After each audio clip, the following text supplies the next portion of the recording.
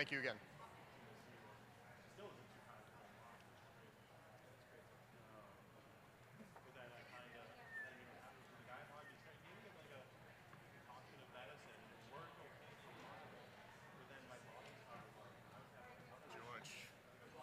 appreciate it.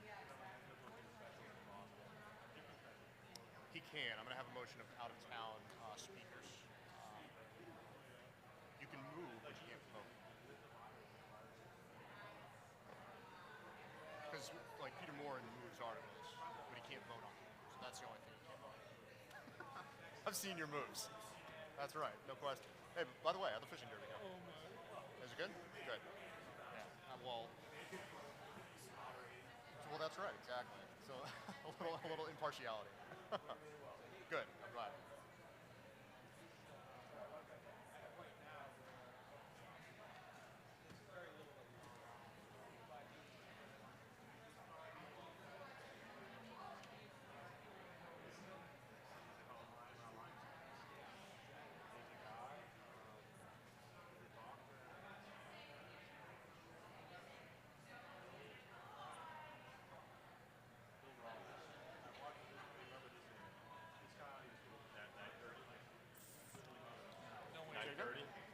What? 9:30? I mean, if I can wrap this up in 45 minutes. Can you do the speed talking like the Micro Machine guy? That's right. I had a prior career as an auctioneer, so we're going to see how it goes.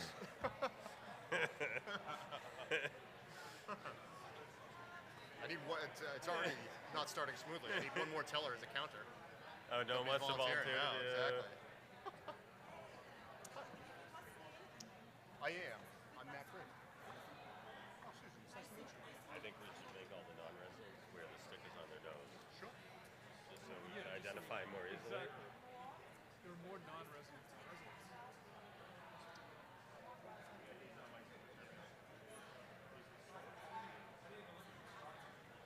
Well, they can't. I mean, it's just like people who don't have kids in school which are allowed to vote in school. Sure, you could. Right. The corollary's the same. And to be perfectly honest with you, those are my individual thoughts. I am an attorney, but I'm not a municipal attorney. So my thought on that is not as positive, but that's my initial thought to your question.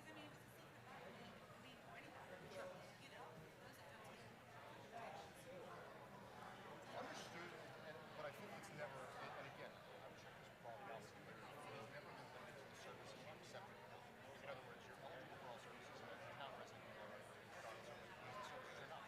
So that's my opinion. Although it's an interesting point.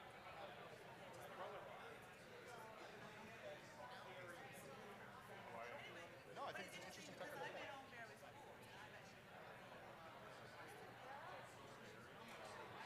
Sure, but it makes you an open. Right. Right. No, I think it's an interesting point. And you can check it with Bob. That would be the case if it's Bob. But sure. Thank you very much. Hey, what's going on? Yes. This one is too.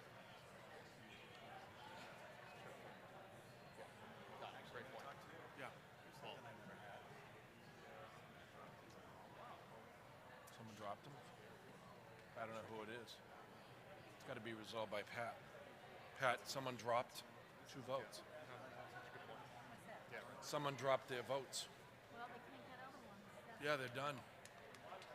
Can we leave them up here and That's say? why I don't like the handouts, because they get slippery. Can I ask if anybody's? If somebody here dropped their votes, how do you verify it though? Yeah, no. Because they could put it in their pocket, you're not going to search them. Just leave it alone. I think everybody was forewarned. Yeah. I need one more count. So actually, yes. I gotta see if I can get Yep. somebody else on. All right. Good. How are you? Good to see you. Hello, everyone. If you could start to take your seats, I'm still in need of one more counter in the event that we have to count. If anybody is willing to volunteer. Here, I'm gonna leave these trays on water.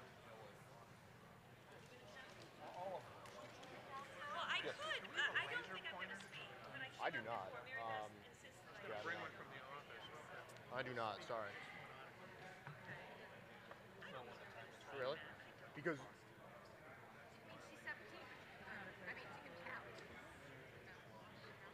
I'd love to. I love the interaction with democracy, and I'd love to allow it. But I think you do have to be a voter to count. But come back next year. That's right.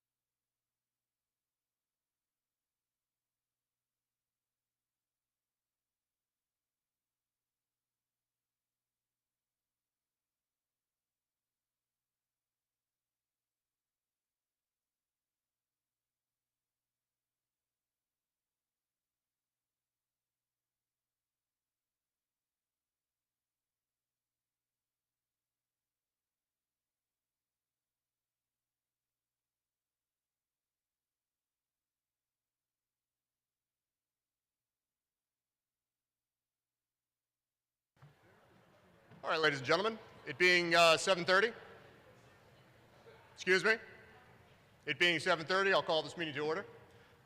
Thank you all for coming out. It's important that you all show your dedication to this town and come out and really involve yourself in a legislative body. So I appreciate everybody coming out and offering their time this evening in what is really an important process. First, I'm going to take care of some procedural issues. First, I've read the call of the meeting and the return of service, and having found it to be in good order, I'd ask for a motion to dispense with its reading to town meeting. So moved. Do I have a second? Any questions or discussions about the motion? Hearing none, requires a majority to pass. All those in favor, please say aye. Aye. All those opposed, please say no. The motion is carried unanimously. I'll now ask anybody who is able and available to stand and invite Reverend Susan Chorley of First Parish Church to deliver the invocation.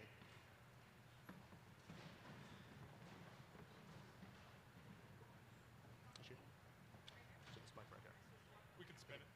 Can you spin it?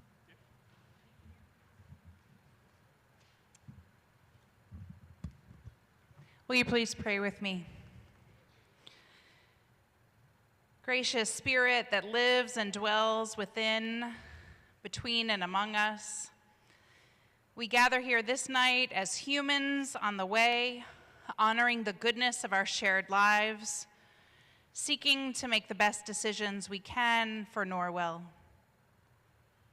During this time of war overseas and political divisions at home, we hold up our common desire for peace and compassionate care. May we hold out respect for others' cultures, ways of living, ways of worshiping, ways of being. We ask for your blessings on the leaders of this town. We offer gratitude for their willingness to serve, knowing the challenges of public service, and with the full knowledge that our engagement is crucial in our shared success. May the decisions we make this night give us hope and strength for the days ahead. For all of this we pray with grateful and humble hearts. Amen. Thank you, Reverend Chorley. If you could please remain standing, I'll ask Norwell Police Detective Sean Sutton to lead us in the Pledge of Allegiance.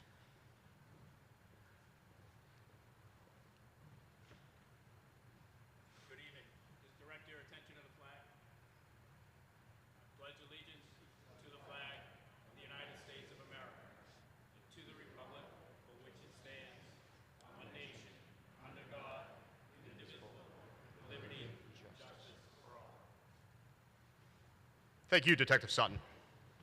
Please be seated. Welcome all to Town Meeting 2022. For those of you who may be wondering why Bill Coffey looks so short, I am Matthew Green. I'm the new town moderator. I want to, in the spirit of how Bill Coffey ran these events, offer both a statement of intent, but also a thank you, a debt of gratitude to Mr. Coffey. It's my intention to follow in his footsteps as nearly as I can. I think his leadership on these issues and his impartiality as a moderator is an example that I seek to emulate and that I hope can continue to allow us to debate issues with passion, debate issues with meaning, debate issues with fervor, but most importantly, recognizing that we are all neighbors, and this is our town. We're all here to be engaged. We may have differences of opinion, but the focus should be on informed debate and civil debate. So thank you to Mr. Coffey for setting an example that I hope to follow. Also here is Town Council, Mr. Attorney Robert Galvin, the Town Administrator, Peter Morin, the members of the Select Board, Bruce Graham, the Chair, Jason Brown, Ellen Allen, Peter Smelly, and Andrew Reardon. To my left is the Advisory Board, Jesse McSweeney, the Acting Chair, Elizabeth Hibbard, Mark Cleveland, Susan Darnell, Peter Lepinen, Robert Perniola, Dane Hutchinson, Brian D'Souza, and Edward McGuire. Also here is the Town Clerk, Patricia Anderson, the Assistant Town Clerk, Lori Davis, the Town Accountant, Christine McCarthy, and the Finance Director, Darlene Sullivan. Before we get into the substantive business of the evening, I'd also like to take a moment to recognize Jack McGinnis. Jack McGinnis recently passed away. He had a long career in the Town of Norwell Water Department, 43 years of service to be specific, 29 years of which he had served as the water superintendent. He was appointed way back in 1992. Jack worked his way up from the meter reader position all the way to superintendent, and he worked right up until December of 2021 before falling ill and eventually succumbing to his illness. He grew up in Norwell and was a choir boy at St. Helen's Church as a young man. Our thoughts go out to his immediate and extended family, and I think it's left unsaid that our appreciation for his service to the town is paramount. So if we could have a brief moment of silence in honor of Jack McGinnis.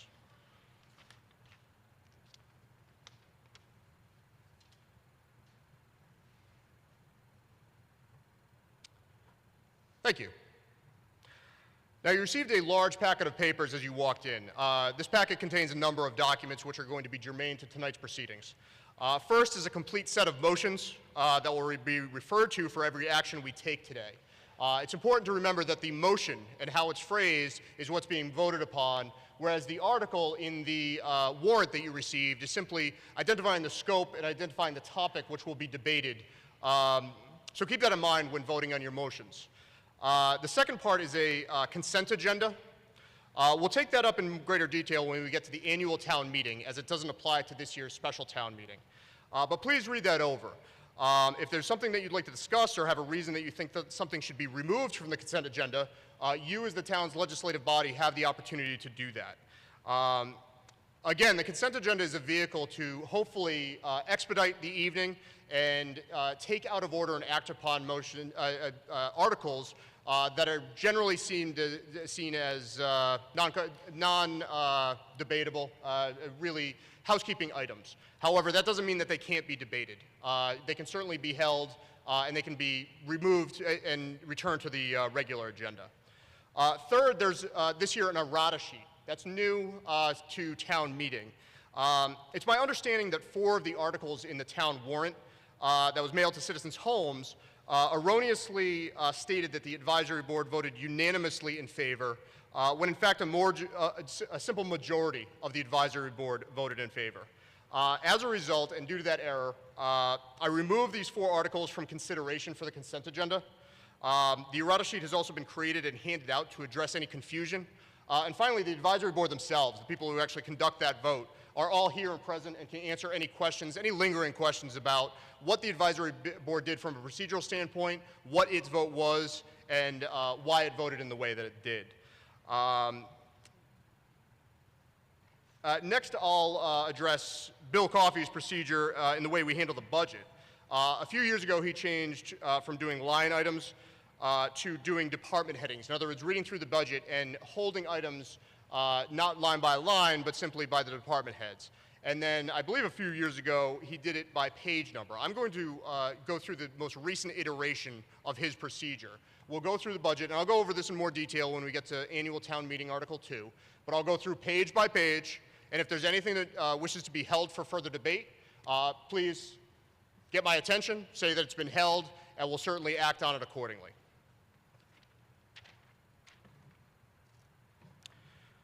Finally, I'll still make a voice vote, the first vote on all motions except the 2 that are subject to a secret ballot. If I don't trust my ear, I'll be quick to ask you to use the oversized colored cards that you received today when you walked in to give me a show of hands. This year, the colored cards to take a standing vote are blue for the special town meeting and pink for the annual town meeting. These are not to be confused with the yes-no cards, which are for the 2 items on the secret ballot. The white yes-no cards will be used to vote on our special town meeting secret ballot this year, which is Article 8. And the purple yes-no cards will be used to vote on our annual town meeting secret ballot, which is Article number 4. I'll give further explanation when we get to those articles, but make sure that you hang on to each of those items of paper because they cannot be replaced and they cannot be given out anew. So if you lose them, unfortunately, you're ceding your right to vote. Finally, there's a number of resources on the town's website which are germane to the procedures at town meeting. This includes, all have been posted, the warrant, the motions list, the consent agenda, the errata sheet, and the brief guide to town meeting. That's a layman's understanding of how the procedure works. I encourage you to look through any of those documents in order to understand better how each of the items that are debated today are addressed. But for those that are new here, there are many regulars, there are many people who have been here before. I think you can follow along and get the hang of it. Finally, before we get to our actual business here today, I'll reiterate, we're here as a legislative body. All debate will be civil in nature. I ask that all comments be addressed to me. I ask not to call out other speakers by name, simply say the previous speaker. And everything should be addressed to me, Mr. Moderator. We're looking for reasoned debate, not sniping back and forth between citizens and really not pointedly calling out citizens for what they've added to the debate. Unfortunately, that has an effect, a chilling effect on people wanting to participate, and that's the opposite of our intentions here. We want everyone to feel willing and free to participate in this important legislative function. So before we get to special town meeting, there's one last preliminary motion. I've been informed that several town officers who don't live in Norwell may be called on to speak this evening. Non-residents require the permission of town meeting to speak, so I'll ask for that permission now of all of you by entertaining a motion to permit the following to speak. Peter Morn, the town administrator, Bob Galvin, the town council, Will Saunders, the conservation agent, George Gray, the recreation director, Darlene Sullivan, the finance director, and Ilana Quirk, the planning director. Do I hear a second? Having been made and seconded, any further discussion? Hearing none. It takes a majority vote to pass. All those in favor, please say aye. All those opposed, please say no. The motion is carried unanimously. I'll now entertain a motion to suspend the annual town meeting and open the special town meeting. Second? Any discussion? Hearing none. Takes a majority vote to pass. All those in favor, please say aye. All those opposed, please say no. The motion is passed unanimously. Now, turning to Article 1 of the special town meeting, the Finance Director, Darlene Sullivan, will make the motion associated with Article 1.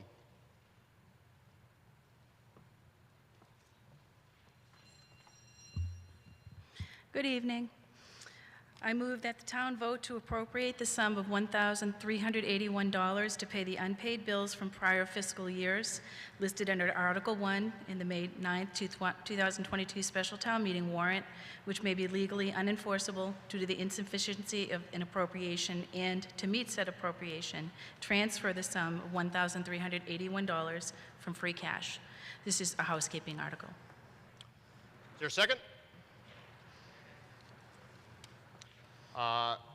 Advisory Board, what say you?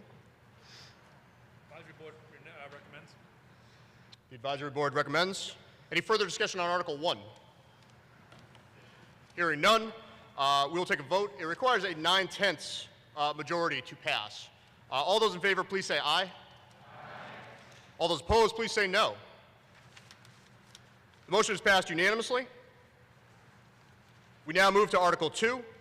Ms. Sullivan?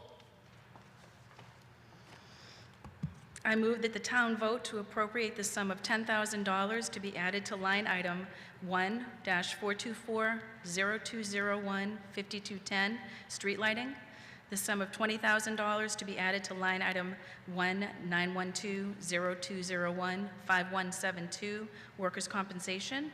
The sum of $24,000 to be added to line item 1-945-0201-5740, liability insurance, and the sum of $100,000 to be added to line 1-420-0201-5410, highway town gasoline, in order to supplement FY22 appropriations, and to meet said appropriation, transfer the sum in total of $154,000 from free cash.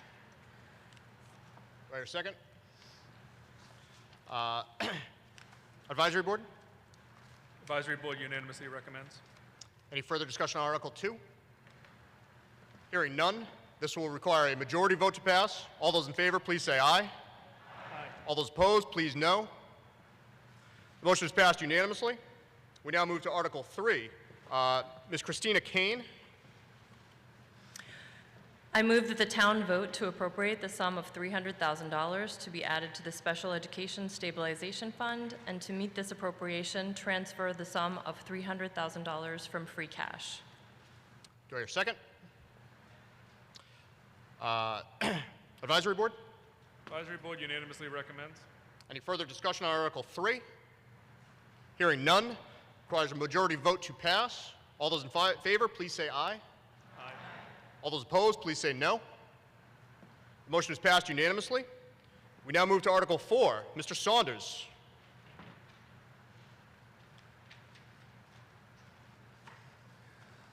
I move that town vote upon the recommendation of the Community Preservation Committee pursuant to General Law, Chapter 44B, for recreational purposes, to appropriate the sum of $26,000 from the FY 2022 Community Preservation Open Space Reserves to fund the rehabilitation of the woodland trails, said funds to be expended under the direction of the Community Preservation Committee. Is there a second? Advisory Board? Advisory Board unanimously recommends. Any further discussion on Article 4? Hearing none. Requires a majority vote to pass. All those in favor, please say aye. Aye. All those opposed, please say no. The motion is passed unanimously.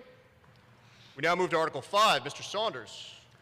I move that the town vote upon the recommendation of the Community Preservation Committee pursuant to General Law, Chapter 44B, for recreational purposes, to appropriate the sum of $10,000 from the FY 2022 Community Preservation Open Space Reserves to fund the rehabilitation of and/or capital improvements, including trail signage and map projects in town of Norwell open space and recreation lands, said funds to be expended under the direction of the Conservation Commission and Community Preservation Committee. Do I hear a second? Advisory Board?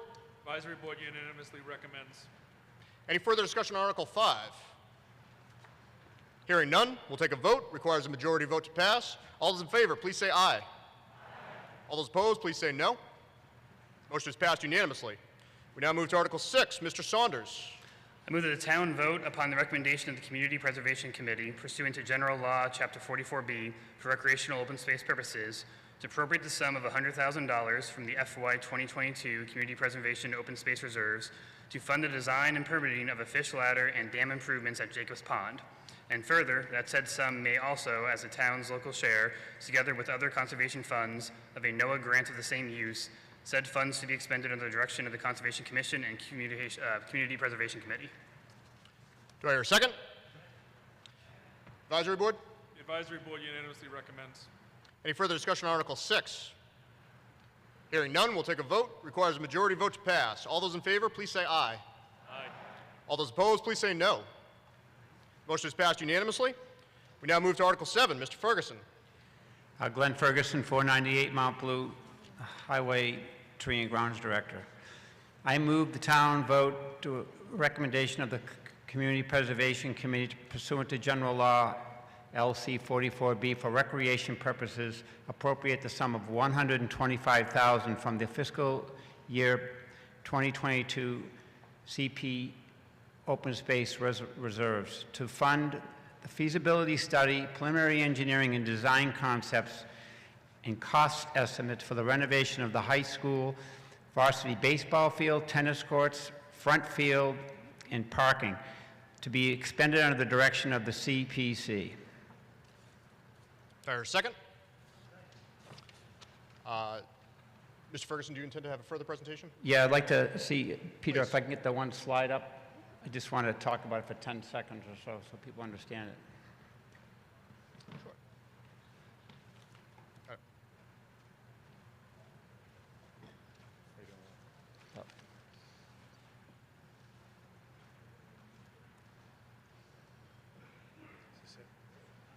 Yeah.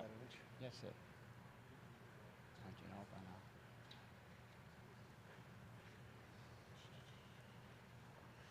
While the slide gets up, I just want the community to understand the CPC, the Recreation Committee with George Gray, myself, Tree and Grounds, and the Field Committee realize that we need to address some of the inadequate parking, the failing tennis courts, the tired baseball field, the dugouts, and the antiquated lighting. The goals of this study will be to see if we can get more functional parking, enhance some of the multiple functionality of the two playing fields, introduce some new safety in dugouts and safety netting, and try to bring a new modern facility. For some of the people in here who saw what we did with CC1, I think this is going to be a good project. And I just want to go on record, this really is not being authored by the schools. This is a town project. Thank you. Thank you, Mr. Ferguson. Advisory Board? Advisory Board unanimously recommends. Any further discussion on Article 7? Hearing none, we'll take a vote. Requires a majority vote to pass. All those in favor, please say aye. Aye. All those opposed, please say no. Motion is passed unanimously. We now move to Article number 8. I believe it's Mr. St. Hours. Fred St. Hours, 315 River Street, Board of Water Commissioners. I move the town vote to appropriate the sum of $2,900,000 to pay costs for designing, construction, equipping, and modification of the expansion of the South Street water treatment facilities, including construction of a granulated, activated carbon filtration addition, and all costs incidental and related thereto, and to meet this appropriation, the treasurer, with the approval of the Select Board, is authorized to borrow said amount under General Laws, Chapter 44, or any other enabling authority, and to issue bonds or notes to the town therefore. And that the treasurer, with the approval of the Select Board, is authorized to contract for and expend any federal or state aid or grants available for the project, and any other grants, gifts, or legal funding that may be available for the project, provided that the amount of the authorized borrowing shall be reduced by the amount of any such grants or other funds received prior to the issuance of bonds or notes under this vote. Further, that all or any portion of the amount authorized to be borrowed by this vote may be borrowed through the Massachusetts Clean Water Trust, and any appropriate official or officials of the town are hereby authorized to execute any agreements with the trust and the Department of Environmental Protection of the Commonwealth of Massachusetts that may be required in connection with any such loan obtained through the trust. And further, any premium received upon the sale of any bonds or notes approved by this vote shall be applied in accordance with Massachusetts General Laws, Chapter 44, and further, that the Select Board be authorized to take any other action necessary to carry out this project. Hearing a second, I believe that I'm going to turn this over to Peter Dillon. Peter Dillon, 70 Summer Street. Thank you, Fred. I don't think I would have gotten through that. Fred had to read that because we're hoping at some point that we're going to be able to go after state revolving funds, and that is the language that they insist that we go after the article with. So I'm just going to give you a little background. In October 2020, based on new contaminant detection levels, Mass DEP established a drinking water standard for PFAS, which are per and polyalkyl fluoroalkyl substances. It established a standard for 6 of these compounds at 20 parts per trillion, which is, you can imagine how little that is, very little. We've tested for that in the past and never been able to get down to that detection limit. And it is something that's showing up all over the South Shore. In the spring of 2021, we did the required testing, and it indicated that well 1 at the South Street treatment plant was over that standard. Well 6 was not. 3 of the wells in Hanover were. So we got through the summer with blending water and severe water restrictions because South Street is 50% of the town's supply. Unfortunately, over that time period, the levels started creeping up, and we did go over the standard in the fall, and we did send out notification, which was required to anybody that was interested. So based on water demand in the winter, we were able to shut off the well field at South Street. We've been existing on the other 50% at Grove and Washington Street, but we will be starting the well field up shortly. The groundwater, which is the visible things that everybody saw over several times over the course of the summer and fall, is related to that because of the way we had to pump, because we had to shut off South Street and use wells that we normally would not use like we had to. So in the meantime, during this, we immediately started pilot testing for removal. We've completed the design. We're going to use a granulated activated carbon system. That's GAC, which is what Fred read in the article.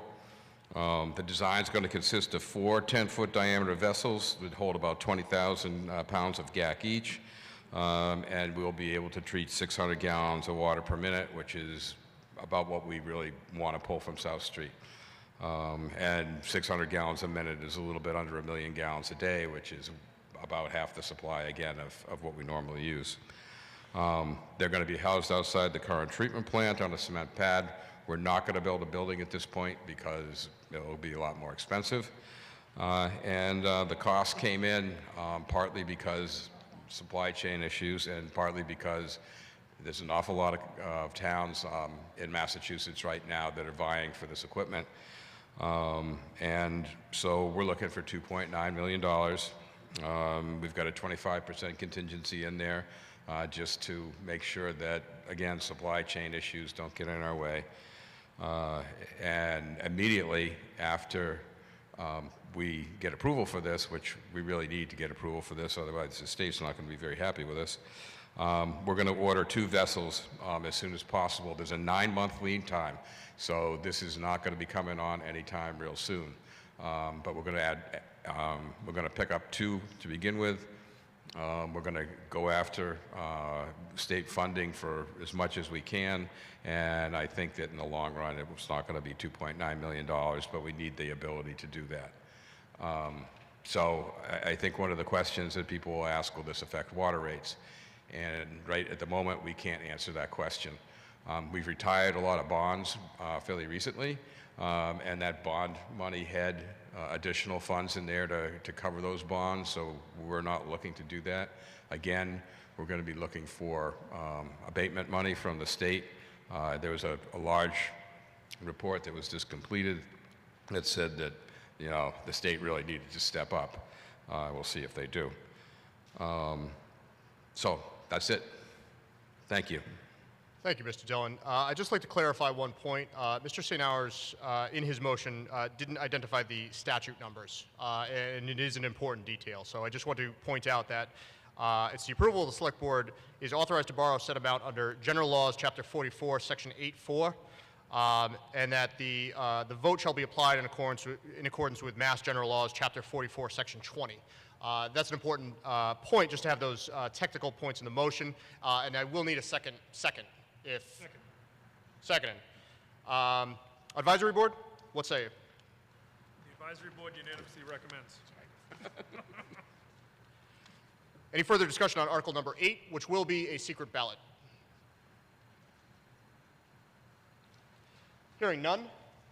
At the outset, you were given the white yes/no cards. These are going to be used on the special town meeting secret ballot this year. If in an orderly fashion, there's 2 ballot boxes to my left and to my right. 4. I'm sorry, there's 4. Where the other 2 looking? I see. The podium. There's 4. 1, 2, 3, 4. If you could tear your paper ballot in half, put the vote you wish to designate into the blue box, and the other portion into the trash. That's a very important component to it. That said, please commence with the secret ballot.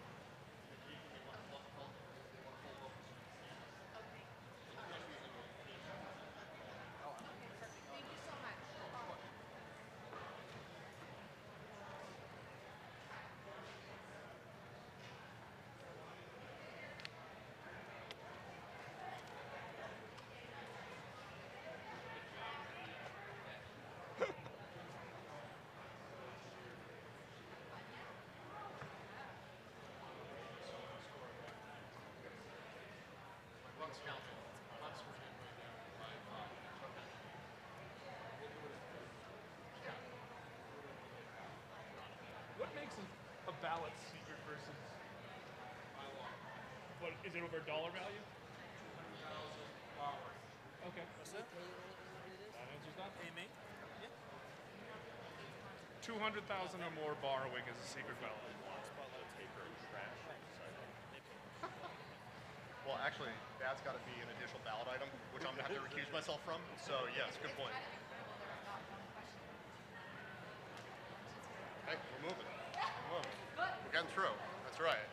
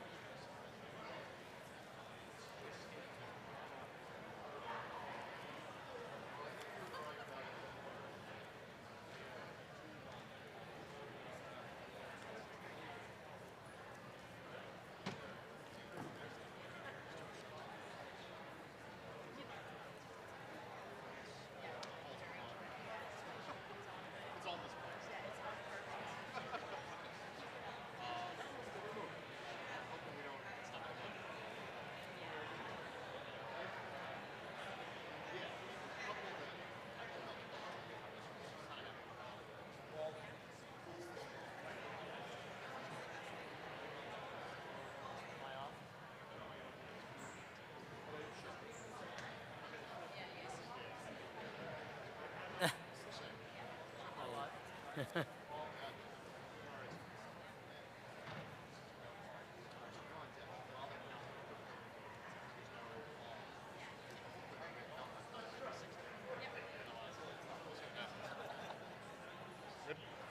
Yeah?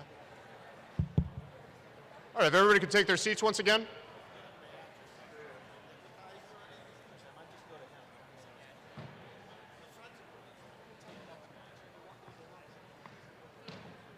All right.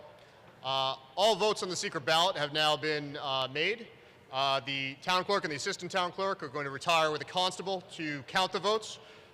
In the interest of not wasting anybody's time, we're going to move forward with the remainder of the special town meeting agenda. And then once the votes are counted, they'll report the outcome. So we now move to Article 9. Ms. Sullivan? I move that the town vote to appropriate the sum of $66,657.04 to pay a portion of the cost of designing, construction, and equipping a library and for the payment of costs incidental and related thereto, and to meet this appropriation, transfer the said sum from available interest earned on the grant from the Massachusetts Board of Library Commissioners, said funds to be expended under the direction of the Finance Director. Again, housekeeping article. It was interest earned on the MBLC grant. Do I have a second? Advisory Board. The Advisory Board unanimously recommends. Any further discussion on Article 9? Hearing none, so we require a majority vote to pass. All those in favor, please say aye. Aye. All opposed, please say no. Motion is passed unanimously. We now move to Article 10. Mr. Ferguson. Glenn Ferguson, 498 Mount Blue. I move that the town vote to appropriate the sum of $322,000 to be added to the line item 1-420-0211-5532, snow removal and sanding, to cover the additional snow plowing and sanding incurred by the town in fiscal year 22, and to meet the said appropriation and transfer the amount of $322,000. Do I have a second? Advisory Board. Advisory Board unanimously recommends. Any further discussion on Article 10? Hearing none, it requires a majority vote to pass. All those in favor, please say aye. Aye. All those opposed, please say no. Motion is passed unanimously. We now move to Article 11. Mr. Ferguson. Okay, I move the town vote, again, it's Glenn Ferguson, 498 Mount Blue. I move the town vote to appropriate the sum of $14,415.86 to be added to line item 1-420-01015130, highway overtime. In addition, $353,582.07 to be added to line item 01-420-02015780. And other highway expenses, $600 to be added to line item 01-301-3098-4110-333. School custodian cleanup, $132.15 to be added to line item 01-301-3099-44111-357. Painting program supplies, $10,148.80 to be added to line 01-301-3109-4230-3690. Emergency generators, $1969.57 to be added to line 01-310-3107-3107-4220-3689. Other maintenance, high school, $7,810.39 to be added to line item 01-320-3107-4220-3689. Other maintenance, middle school, $7,888.37 added to line item 01-330-3107-4220-3689.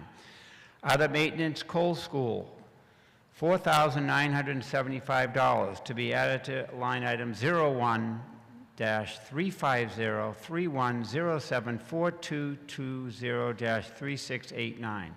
Other maintenance, Sparrow School, $327.25 to be added to 01-350-3107-4220-3690. Alarms and safety, Sparrow, to cover additional costs incurred during the October 27th and 28th storm 2021. As said, the appropriation transfer of altogether $401,849.46 from free cash. Do I have a second? Advisory Board. Advisory Board unanimously recommends this article. Any further discussion on Article 11? Hearing none, we will take a vote. Requires a majority vote to pass. All those in favor, please say aye. Aye. All those opposed, please say no. The motion is passed unanimously. We now move to Article 12. Mr. Ferguson.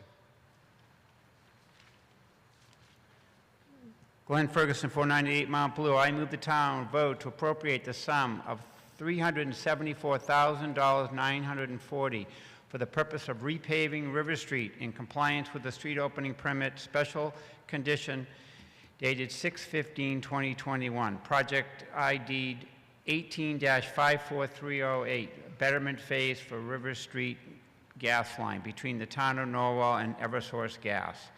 And to meet the appropriation, transfer the sum of $374,940 from the general fund to be expended under the direction of the highway surveyor. Do I have a second? Having been made and seconded, Advisory Board? Advisory Board unanimously recommends. Any further discussion on Article 12? What? Yeah. Yes. Discussion. Recognize to my left. If you could identify yourself by name and address. Okay, Mike Bernstein, 237 High Street. I just want to know what's going on here because we just ripped up River Street recently and paid hundreds of thousands of dollars to pave it, and I've been watching you repave this, and your argument, Mr. Ferguson, is that you were supposed to get money from Eversource, so I think you might have. How much did you get towards this project? You were supposed to negotiate to get the money back, so we don't have to keep repaving, spending our tax dollars to repave. You know, we just ripped it up, now we're going to pave it again. Mr. Bernstein, if you could direct your comments to me, please. Yeah, Thank you. it's directed to Chair. Thank you. I appreciate it. I think it's a very good question. So, just so it's clear, this is the deal that I made with National Grid or Eversource. So they're going to repay us the money. The money came into the general account. Now it's being transferred to me to repave it. The River Street repaving project is being paid for by the gas company. So you plan, Mr. Bernstein. Mr. Chair, Mr. Bernstein, please. What? This is not a cross-examination. If you could let the gentleman behind you speak first, you could have an opportunity to speak again. Thank you. All right, David DeGhetto at 303 River Street. All right, subject to all the noise and debris that comes down with this project, and what's confusing to me is that they started the work last year, and the way this article is written, it appears that if you look on page 9 at the top, it says Eversource provided the town with funds to repair the street openings they made on River Street last year. Last year was 2021. They did the opening on 2021. Why have they not paved that street properly? And if not, the weather has turned fair. They should be out there doing the paving right now if the money's available. It's a little confusing, particularly to the residents, such as myself. Thank you, sir. Mr. Ferguson, would you like to address that? Yeah, I think it's another good question. So let me just be clear. I don't want the gas company paving our roads. I want to pave them. So I asked them to pay the town for the cost of paving the road berm to berm. I get the money, it goes into the general fund, and it gets transferred to me, and then I pave it. And that's going to be the next phase we're going to see happening next will be Green Street to Dover Street. I'm going to do the same deal with them, and I'm also going to throw in Green Street to get done. So I think it's very important for the people who are concerned. I am looking out for the Norwell tax, the residents, and making sure that we get full reimbursement on these projects, and not just the trench, but the berm to berm. One thing I've also waited, Mr. DeGhetto, is I'd like to get a little bit more settlement on River Street before I run out and pave it, because I don't want it to settle after we pave it. Thank you. Can I just make one last remark, Mr. Chair? Quickly? Excuse me. Any further comment? Mr. Bernstein? Mr. Chair, is there any way that we can look ahead to make sure that before the gas rips up the road, like you don't pave it, so then we can let them rip up the road and then go in and do our paving. We addressed that 3 years ago by making a moratorium that no one is allowed to dig up our city streets now for 6 years. I'm working hard with the gas company to get as much as I can out of them when they work on projects. Any further discussion on Article 12? Hearing none, we'll take a vote. Requires a majority vote to pass. All those in favor, please say aye. Aye. All those opposed, please say no. The motion is passed. We now move to Article 13. Mr. Ferguson. Glenn Ferguson, 498 Mount Blue Highway Director. I move the town vote to appropriate the sum of $19,553 for the purpose of repaving portions of Circuit Street impacted by the recent construction activities by Toll Brothers. Pursuant to an agreement between the town of Norwell and the Toll Brothers, to meet the appropriation, please transfer the sum of $19,553 from the general fund revenues and funds expended under the direction of the Highway Department. Motion has been made and seconded. Advisory Board? Advisory Board unanimously recommends. Any further discussion on Article 13? Hearing none, we'll take a vote. It requires a majority vote to pass. All those in favor, please say aye. All those opposed, please say no. The motion is passed unanimously. We now move to Article 14. Mr. Graham. Thank you, Mr. Moderator. Bruce Graham, 83 Barstow Avenue, member of the Select Board. I move that the town vote to authorize the Select Board to submit an approval not required, also known as an A&R, to the Planning Board for endorsement, and further that the Select Board be authorized to exchange, in accordance with the applicable law, a parcel of 3,839 square feet of land with the owners of 180 Central Street, Block 46, Lot 27, with an adjacent town-owned land, Block 46, Lot 43, as shown on a plan dated 3/1/2022 on file with the town clerk, and further that the Select Board be authorized to execute and deliver and/or accept the necessary documents in a form acceptable to town council to effectuate the exchange of said properties. Do I have a second? Motion has been made and seconded. Mr. Graham, I understand you have a presentation. Yeah, so this is essentially a land swap. The owners of 180 Central Street approached us and explained that they have a very narrow piece of land and they had a one-car garage they wanted to knock down and replace with a two-car garage. When they knock down an old building and a new building goes in, suddenly they're subject to a 20-foot side yard setback, which they couldn't meet without encroaching on their driveway and a septic system. So they, first of all, asked us if we could maybe have the Board of Appeals grant them a dimensional variance. The Board of Appeals declined to do so. So then they asked us, because the town owns the land just to the east of them, if we could swap a little piece of land, give them the 20 feet they need. They'd give us the same amount of land in the back of the property. And we said, sure, let's look at this. And I approached everybody who might have an interest in the land if we were affecting their rights, and they said no. So this is very similar for those of us that remember when Don and Irene Mauk agreed to do a land swap with a school property so that they could get a playing field in where they couldn't otherwise do it. So it's no skin off our nose. It's just 3,800 square feet of land that we're trading with our neighbor. Advisory Board? The Advisory Board unanimously recommends. Any further discussion on Article 14? Hearing none, take a vote. It requires a 2/3 majority to pass. All those in favor, please say aye. Aye. All those opposed, please say no. The motion is passed with a 2/3 majority. Before I move on to Article 15, we have the results of the secret ballot from Special Town Meeting Article number 8. There were 182 yes votes and 2 no votes. It's therefore passed. We now move to Article 15. Mr. Graham. Thank you, Mr. Moderator. I still live at 83 Barstow Avenue. I'm still on the Select Board.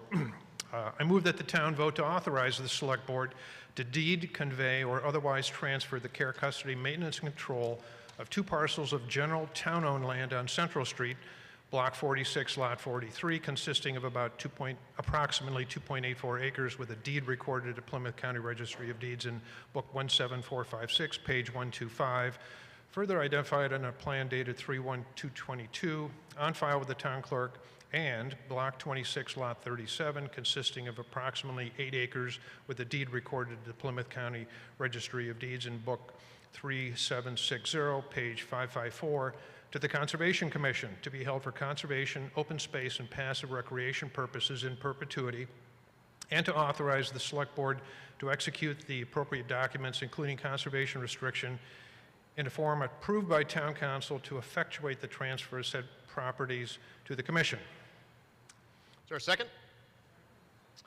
Advisory Board. I apologize. Mr. Graham, you do have a presentation. Oh, go ahead. Okay. The advisory board unanimously recommends. Mr. Graham. So these two parcels of land are actually next to 180 Central Street, and the Conservation Commission approached us because although the front part of the land, and I could show you on an overhead, but it's essentially this little curly, it looks like a pork chop. It goes way up and curves around. The front part on Central Street is very narrow. It is dry for about 200 feet, and then it becomes wetlands. And the rest of it is just marsh and bog. It's a budding Torrey Pond, part of Second Herring Brook, and there is no other use for this land other than for passive recreation, assuming you have waders, and we thought it was a good fit for the Conservation Commission. Any further discussion on Article 15? Hearing none, we'll take a vote. It requires a 2/3 vote to pass. All those in favor, please say aye. Aye. All those opposed, please say no. Thank you. The motion is passed unanimously. We now move to Article 16. Ms. Sullivan.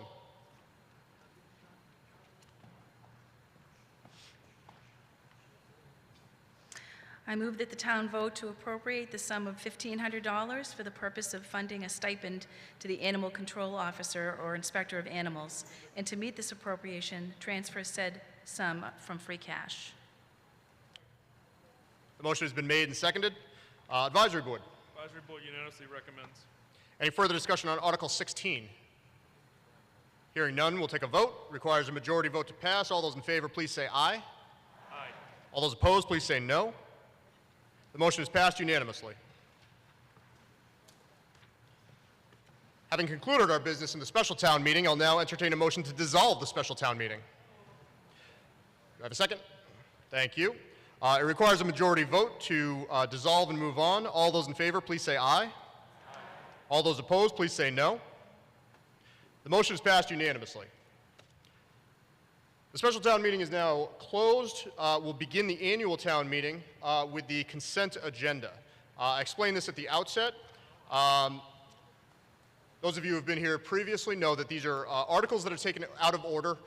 They are generally not subject to debate, although they, of course, could be debated. They're generally for relatively smaller dollar amounts, and with each of them comes a unanimous advisory board recommendation. Each of you has a copy of the consent agenda. We have 3 consent agendas this year. The first is those that require a majority vote. The second, which only contains Article 16, requires a 2/3 majority. And the third contains a single Article 40 that is going to be indefinitely postponed. That means it won't be debated. It will essentially be taken off the agenda for this year's town meeting. What I'll do is go through and first call out the consent agenda for a majority vote. If anybody would prefer that one of these articles be removed from the consent agenda and subject to debate and then voted upon, please let me know that by saying that you'd like to hold it over. Is there any article from the first consent agenda that a citizen would prefer to be held? Hearing none. The first consent agenda requires a majority vote. I'll now move to vote upon the consent agenda as constituted and handed out. All in favor, please say aye. Aye. All opposed? Hearing none, the consent agenda has passed unanimously. Fair enough. Fair enough.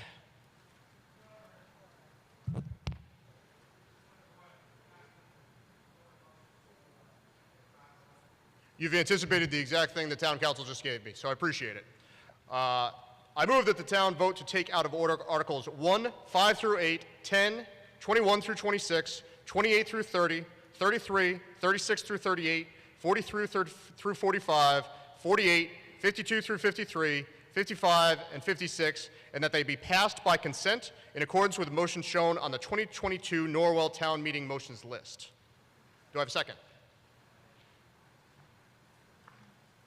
All in favor? Please say aye. All opposed? Please say no. Hearing none. All articles on the consent agenda, Part 1, have passed. Moving on to Part 2. This concerns Article 16. I have received a report from the Planning Board with a favorable recommendation after a duly noticed public hearing regarding this article, and it requires a 2/3 majority to pass. I move that the town vote to take out of order Article 16 and that it be passed by consent in accordance with the motion shown on the 2022 Norwell Town Meeting motions list.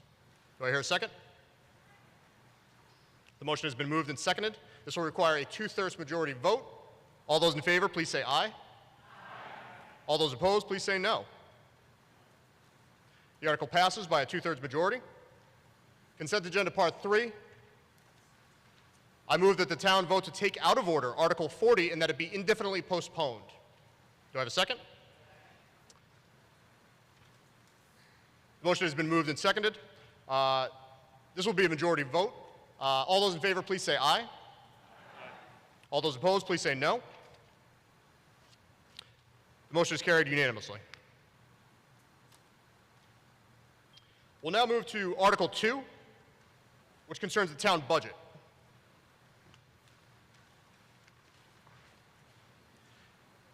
Now, before we move to the motion for Article 2, Peter Morin, the town administrator, will make a brief presentation for the town, and then Allison Lenk, chair of the school committee, will make a presentation on behalf of the schools.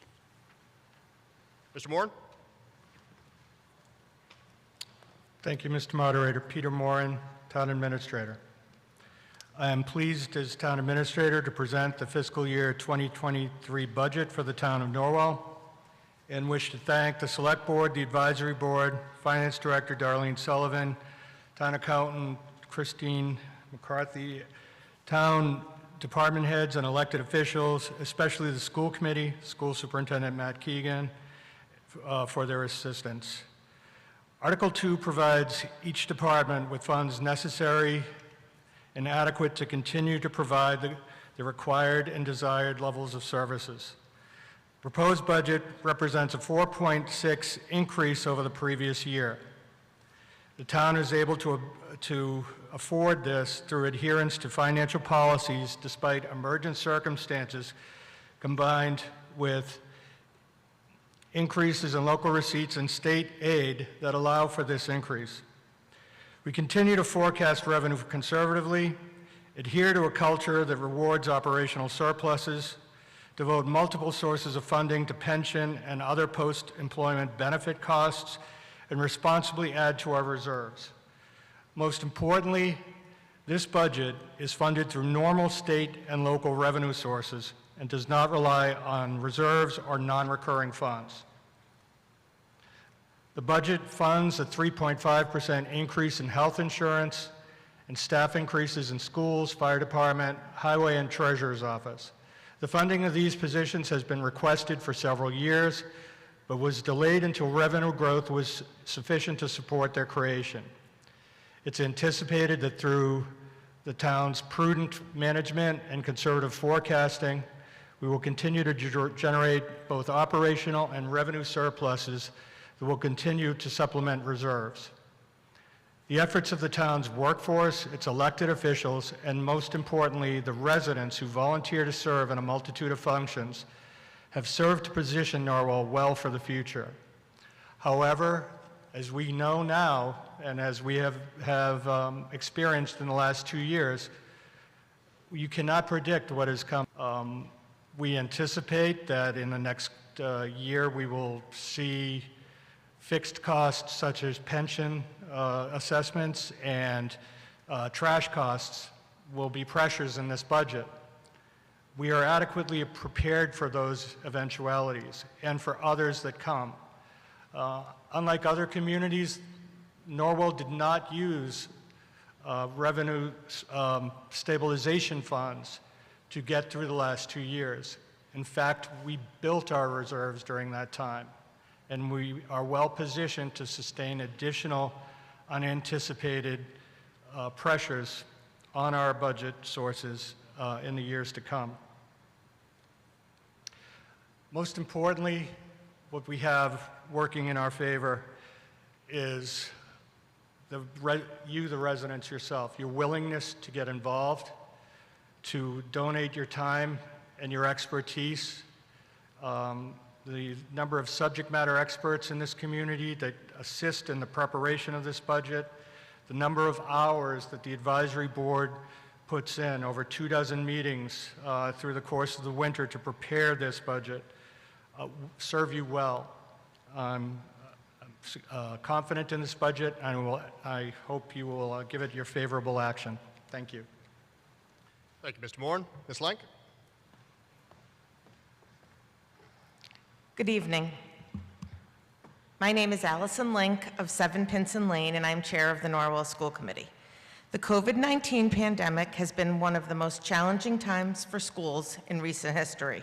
Students, parents, and staff had to continually adjust to different, less than ideal teaching and learning models, including remote, hybrid, and in-person with masks and restrictions. These restrictive models have impaired students' academic learning and their social and emotional health and development, not just in Norwell, but across the country. Therefore, this year, our primary goal has been to reestablish a sense of belonging and connection, create a positive learning environment, and build student academic learning and stamina. The school committee would like to reassure the community that we will continue to prioritize these goals and address the students' challenges caused by the pandemic over the next few years. The school committee would also like to acknowledge and thank the staff, including the leadership team, teachers, nurses, aides, secretaries, food service workers, custodians, and bus drivers for all of the hard work, extra time, and compassion that they have dedicated to the students of Norwell during this crisis. We also recognize that many parents have had to make tremendous financial and professional sacrifices to support their children's education at home, and we thank you for your support. Finally, and most importantly, we want to thank our students for their resiliency, desire to learn, and compassion for their friends and classmates. Through fiscal conservative management and strategic planning, the school's annual operational budget increases for the last 10 years have stayed between 3 and 3.6%. The Norwell School Committee's FY23 budget request focuses on managing our contractual obligations and addressing student academic and social and emotional needs. The budget request of $31,170,471 includes a total increase of 3.6%. Here are a few highlights regarding the FY23 budget. In order to address student academic and social and emotional needs, we will add 1 district-wide inclusion specialist to support students, staff, and programming. 1 elementary technology teacher to support K-5 digital literacy. 1 high school music teacher to engage students in a more well-rounded, comprehensive music experience. 2 math tutors, 1 in each of the middle and high schools to address student learning gaps through grant funding. And 4 kindergarten aides to transition students to shared understanding of schooling and provide holistic support. Special education out-of-district tuitions are one of the most volatile areas in our budget. In 2015-2016, we worked with the town to establish a special education out-of-district tuition stabilization fund to help address significant fluctuations. These costs have increased dramatically due to student learning, mental health, and behavioral needs that have been magnified by the COVID-19 pandemic. The costs for these services and transportation provided for students in out-of-district placements have also increased due to inflation and personnel shortages. During the special town meeting, we requested $300,000 to be added to this stabilization fund. During the regular town meeting, we will request $395,000 from the Special Education Out-of-District Tuition Stabilization Fund to be used during the 2022-2023 school year. The school committee has worked with town administrator Peter Morin to help address these increases, and the school committee has presented the request for funds to the advisory board. With the support of additional funding through school-related state Chapter 70 funds, we will work to close budget gaps in funding these costs in next year's budget. Finally, there are 3 capital requests, including school kitchen equipment, vinyl school HVAC, and a school custodial van. The school committee is truly thankful for the ongoing support of the community in the education of the students of Norwell. The efforts of the Norwell community, particularly our faculty and staff, as well as our partnerships with the Norwell town departments, have made this possible. Thank you. Thank you, Ms. Lenk. Mr. McSweeney, the chair of the advisory board, will now formally read the motion for Article 2. Following that, I will explain the procedure for how we'll address Article 2, which this year starts on page 16. Mr. McSweeney? Thank you. I move that the town raise and appropriate the sum of $62,112,483 to defray the charges, expenses, and salary obligations of the town, including debt and interest in out-of-state travel for the ensuing year, to provide for a reserve fund, and to fix salaries and compensation for all elected officers of the town as set forth in Article 2, beginning on page 17, under the column Advisory Board recommends.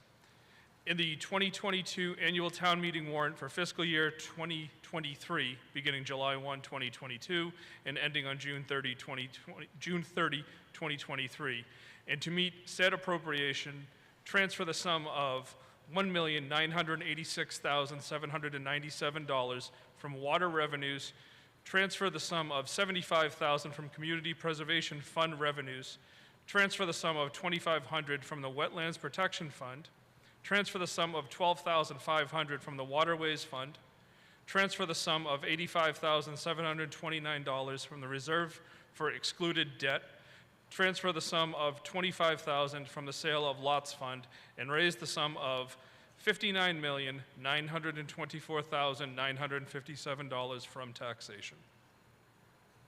Thank you, Mr. McSweeney. Shh, we will get there, promise. Do I have a second, first of all? Second. The motion has been made and seconded. Advisory Board? The Advisory Board unanimously recommends this article. Thank you. Now, as we've done in years past, I'm going to go through the pages of the budget as it appears in the warrant. If any item on that page a citizen wishes to hold over, please raise your hand, be recognized, and we'll address that afterwards. Hearing none, we'll move on to the next page, etc., and then we'll vote on first the parts that have not been held over, and then second, any that have in fact been held over. Understood? Starting with page 16. Any line items? Which line item would be held? If you could just stand.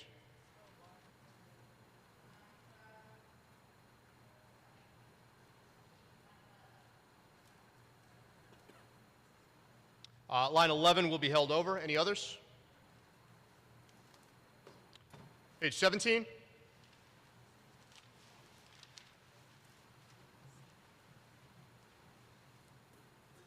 Hearing none. Page 18.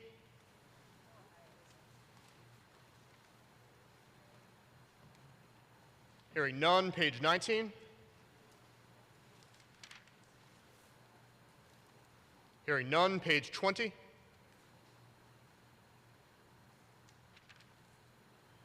Hearing none. Page 21.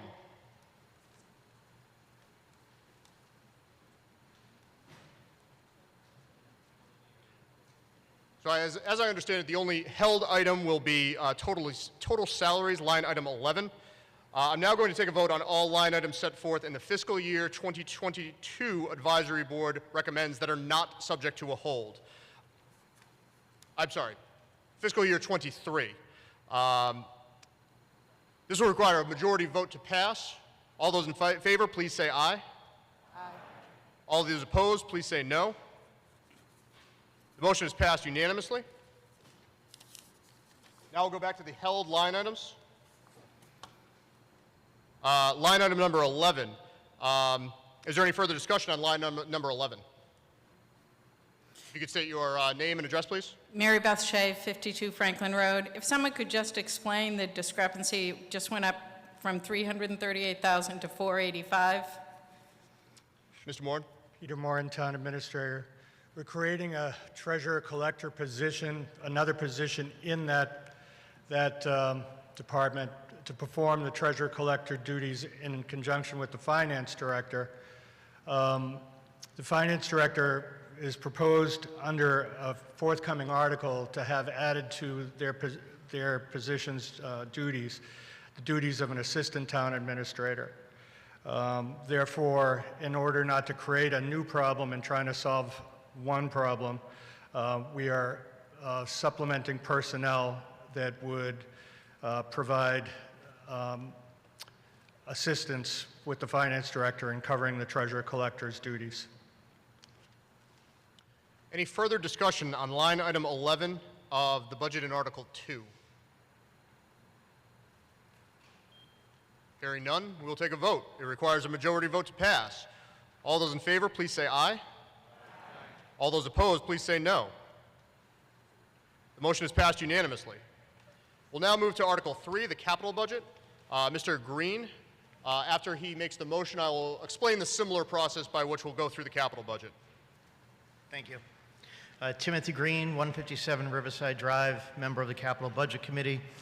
I move that the town vote to appropriate the sum of $783,000 for capital outlay as set forth on the spreadsheet published under Article 3 in the 2022 annual town meeting warrant voted amount, and to meet said appropriation, transfer the sum of $711,000 from overlay surplus in the sum of $72,000 from water surplus. Motion has been made and seconded. Advisory Board. Advisory Board unanimously recommends. So what we'll go through is similar to Article number 2, except since it's only a page for the capital budget, we'll go through by asset items, which is the bolded terms in the left-hand column. Again, as I read through, if there's anything that a citizen wishes to hold over, please make yourself known to the moderator, and we'll go through the same procedure we went through previously. Schools. Hearing none. Fire Department. Hearing none. Highway, Tree, and Grounds. Hearing none. Council on Aging. Hearing none. Treasurer. Hearing none. Water Department. Any further discussion on Article number 3?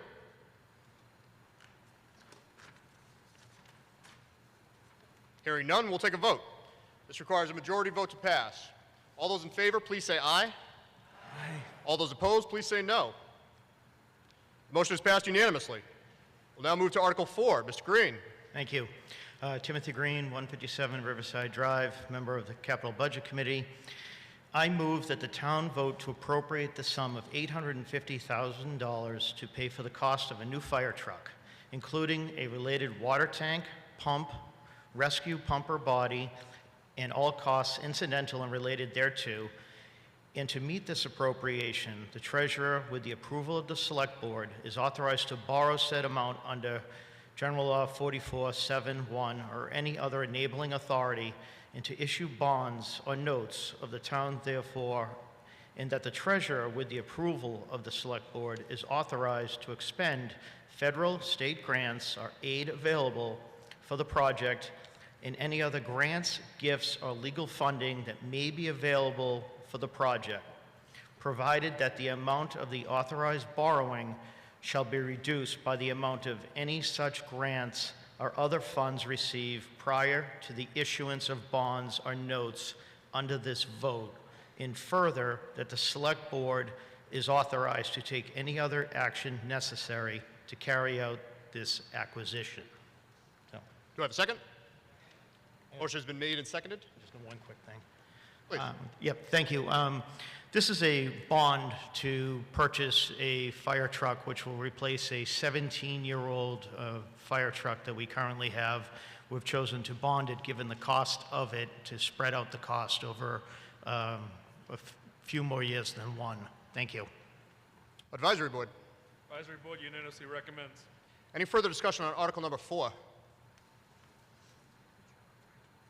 I'm sorry, sir. Are you standing to be heard? Thank you. Hearing none, we'll take a vote. This is going to be a secret ballot. So once again, you should have a single yes/no card. This one should be purple. You're once again going to tear the yes/no ballot in half, vote with one, put the other in the cardboard boxes for trash, please.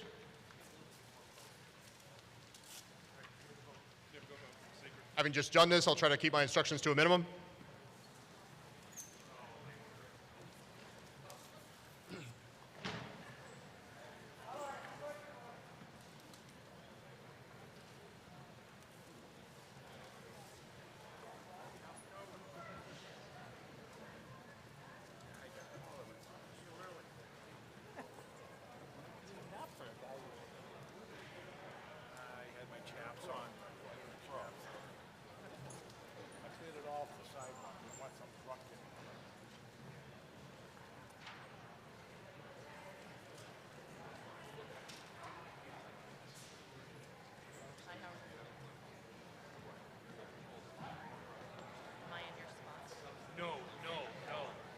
See what I do with the roof. I'm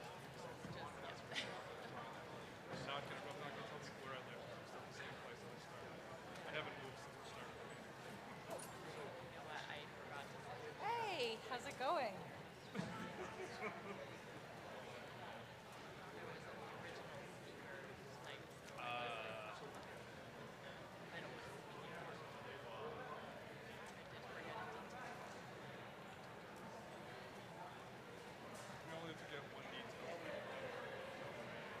Yeah.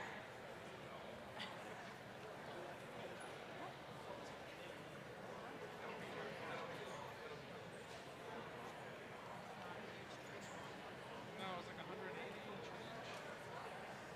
It's kind of disappointing. We spent so much time, much money. Understated.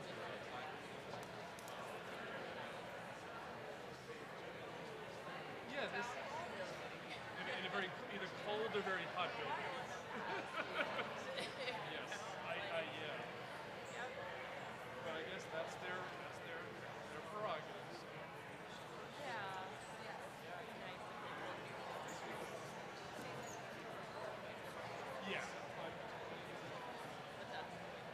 Exactly. Exactly.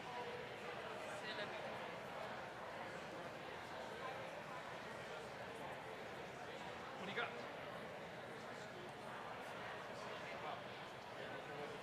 Where are they going to find a van for $25,000? Do you mean that in the $25,000 van is not very expensive, or that it is very expensive?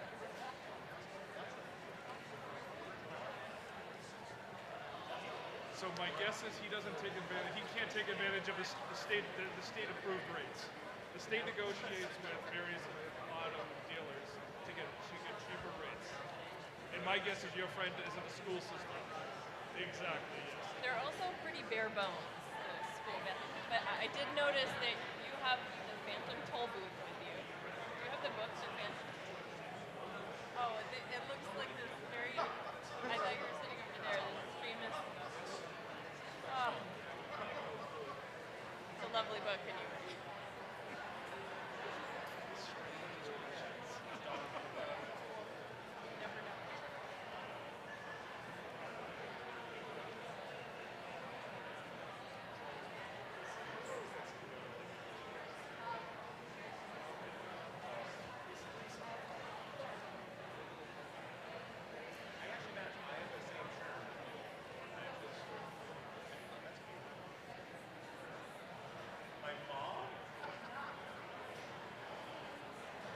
Practicing this long number all day. Yeah, when I had to go through this, I was like, don't. Ladies and gentlemen, if we could please take our seats. Don't. It looks like all votes have been cast.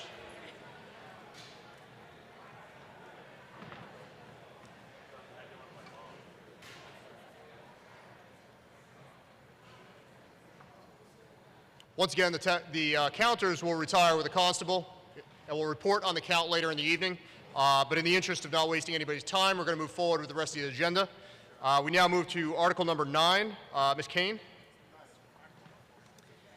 Christina Kane, 35 Harbor Lane, School Committee Clerk.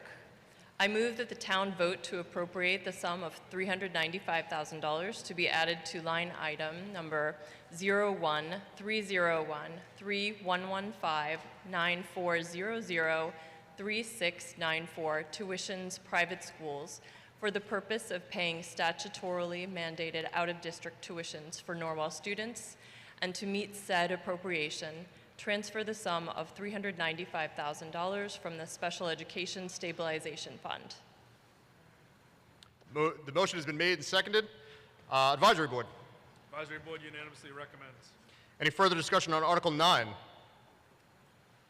Hearing none, we'll take a vote. This requires a two-thirds majority to pass. All those in favor, please say aye. Aye. All opposed, please say no. The motion is passed unanimously. We now move to Article 11. Mr. Moran?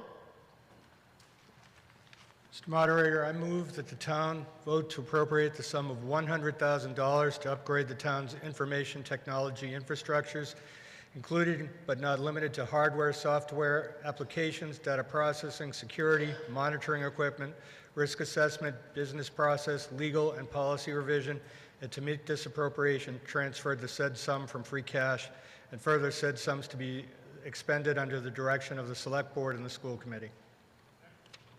Motion has been made and seconded. Advisory Board. Advisory Board unanimously recommends. Any further discussion on Article 11? Hearing none, we'll take a vote. This requires a majority vote to pass. All those in favor, please say aye. Aye. All those opposed, please say no. The motion is passed unanimously. We'll now move to Article 12. Mr. Moran. Mr. Moderator, I move that the town vote to amend Norwell Town Code, Division 2, General Bylaws, Part 4, Land Use and Natural Resources, Section 64, Article 2, Moorings, as set forth in Article 12 of the May 9, 2022 Annual Town Meeting warrant, and further to authorize the town clerk to make any necessary numerical or other clerical changes and adjustments to insert the same into the town code. Motion has been made and seconded. Advisory Board. Advisory Board unanimously recommends. Any further discussion on Article 12? Hearing none, we'll take a vote. This requires a majority vote to pass. All those in favor, please say aye. Aye. All those opposed, please say no. The motion is passed unanimously. We now move to Article 13. Mr. Moran? Or Mr. Graham? I got it. Mr. Moran. Mr. Moderator, I move that the town vote to amend Norwell Town Code, Division 2, General Bylaws, Part 1, Town Government and Administration, Chapter 7, Finance, Section 7.3, Finance Director, by adding the new subsection under Section 7.3D as set forth in Article 13 of the May 9, 2022 Annual Town Meeting warrant, and further to authorize the town clerk to make any necessary numerical or other clerical changes and adjustment to insert the same into the town code. Motion has been made and seconded. Mr. Moran, is there some presentation? No, just briefly, this article basically amends the bylaw to allow for the change that I previously described was funded in Article 2. Advisory Board. Advisory Board unanimously recommends. Any further discussion on Article 13? Hearing none, we'll take a vote. It requires a majority vote to pass. All those in favor, please say aye. All those opposed, please say no. The motion is passed. We'll now move to Article 14. Mr. Graham. Thank you, Mr. Moderator. Bruce Graham, 83 Barstow Avenue, Select Board.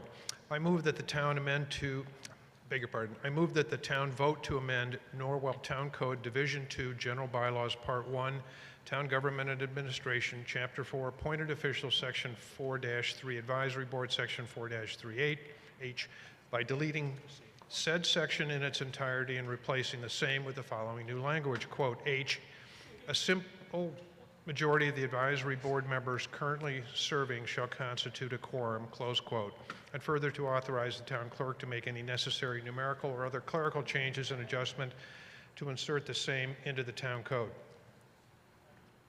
Motion has been made and seconded. Mr. Graham? With the exception of just the advisory board, every other board and committee in town is set up and it's codified so that a majority of those serving constitute a quorum. When this was set up 12 years ago, I think, when the advisory board was kind of reworked, for some reason it was set up as 5 out of 9, and when you get down to 5 members, which happened last summer, it becomes nearly impossible to coordinate that kind of a meeting. So we're simply saying that it's a majority of those serving, just like every other board and committee is. Advisory Board? The advisory board unanimously recommends. Any further discussion on Article number 14? Yes. Thank you, Mr. Please state your Moderator. name and address. Brian Carroll, 7 Highfield Lane. Thank you. This proposed article for everyone here seems pretty procedural. I think that we need to take a hard look at this as a town, especially in light of what's gone on with the nominating process for our advisory board over the past year. The advisory board is supposed to be a 9-person board. It has a pretty important voice at this meeting and in other issues in town. And I think as a town, we want that board to be representative of the town, to be people with differing views from around town. And I don't think we have that right now. The proposal is to change to a simple majority of however many people are on the board at a given time. And I've heard the chair of our select board and the chair of the advisory board say that they had a problem when there were only 5 members on the committee reaching that hard-coded quorum. But the reason that there weren't enough people on the committee is because our select board chair railroaded the advisory board nomination process last year. We had a number of qualified candidates come before the nominating committee, which is only 3 people, and weren't even brought to a vote. And they weren't brought to a vote because they didn't agree with the chair of our select board's political agenda. So, instead of creating a board that's full, that has people that disagree with him, he'd rather have a board with empty seats and a lower quorum requirement so that we can pass those things. That's not acceptable. I don't think we should even be considering it. I think what we should be considering is looking at the way we do nominations for the advisory board and making sure that we have an advisory board that's really representative of the town, including both sides of the political spectrum. So I would just suggest to everyone here that we should hold off on this article for now until we've taken a look at the nominating process. If for some reason we can't find 9 people in town to serve on the advisory board, then sure, we can amend the quorum requirement. But let's take a look at our nominating process first. I would urge everyone to vote no on this. Thank you. With respect to Mr. Carroll's arguments have nothing to do with the motion that's before us. Regardless of how many people want to be on a committee, the fact is that when we have fewer than the number provided for as a maximum, we, in every other instance, allow a majority of those members to constitute a quorum and thus conduct business. Thank you. You can identify yourself by name and street address. Thank you, Mr. Moderator. Susan Powell, 5 Laura's Lane. Quite frankly, I can't think of a single reason how this proposed general bylaw amendment would provide any benefit to the town whatsoever. A simple voting majority could potentially result in as few as 3 members only voting on what should be a 9-member advisory board. And as such, it would result in a degradation and a disservice to the town on these very important votes that are taken by the advisory board. I mean, the advisory board is responsible for considering and recommending over $60 million in operating budget as of today, millions of dollars in article spending, as well as voting on many other non-financial articles to all of us here at town meeting. And I myself, having previously served as an advisory board member for 4 years, understand the responsibility that this role carries. It's an important role, and one that I believe town meeting relies very heavily upon. And because of that responsibility, advisory board members are expected to fulfill their duties by attending all advisory board meetings as set out by the advisory board nominating committee and as very clearly stated on the town's website. I think also if a simple majority vote is implemented, and I think it could potentially lower meeting expectations and attendance by the advisory board.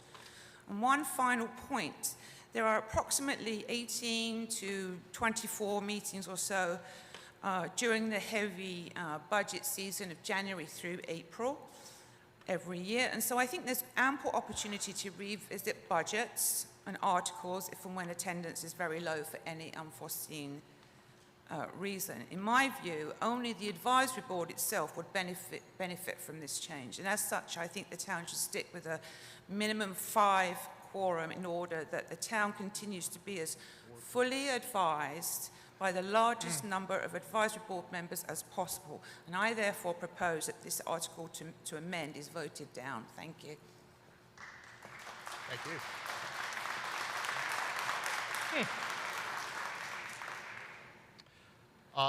Before we address those, any further public comment? Yes, I believe Mr. McSweeney. Ladies before gentlemen, please. Go right ahead. I'd like to speak in favor of this article. The purpose of this is not to give people an excuse not to attend advisory board meetings who are on the advisory board. There's in fact a policy that makes it clear they're expected to attend. And if they go away for the month of February, then people are told during the interview process, this isn't for you.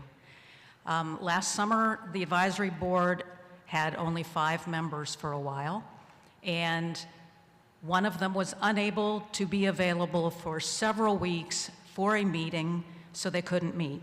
They weren't even available for 10 minutes on a Zoom call. So this would have allowed the other 4 to meet and conduct their business. According to the town's bylaws or charter, I forget which, they're required to meet at least once a month. So this is to try to deal with an interim period like that when people have just gone off the board and there hasn't been an opportunity to appoint new people to the board. Thank you. Any further public comment? Could I respond to that, please? Mr. Well, I'd Fraser? ask that you direct your comments to me as the moderator rather than responding directly. Sure, thank you. I think a simple majority to overcome a possible low summer advisory board attendance should not jeopardize the important advisory board process during the winter and the heavy budget season. In fact, most of the occasional votes required outside of the main budget period are for fairly minor items, small reserve fund transfers and so forth, which can be voted upon by an appointed advisory board member representative to cover these low attendance situations. And I want to just say, just for the record, I cannot think of any occasion during my 4 years on the advisory board that my fellow board members and I had less than a minimum 5 quorum. So basically I'm saying, please don't change this for the odd summer meeting when you can't have, a quorum of 5. Thank you. Thank you. Brian Carroll, 7 Highfield. I think it's also worth calling out for people here who may not know the circumstances of that summer meeting, and at least as I understand it, the reason that person was unavailable is because the advisory board was trying to vote to take him off the nominating committee so we could stack the nominating committee. That's not a good reason for removing the quorum requirement. So again, I'd urge everyone to vote no on this and wait another year.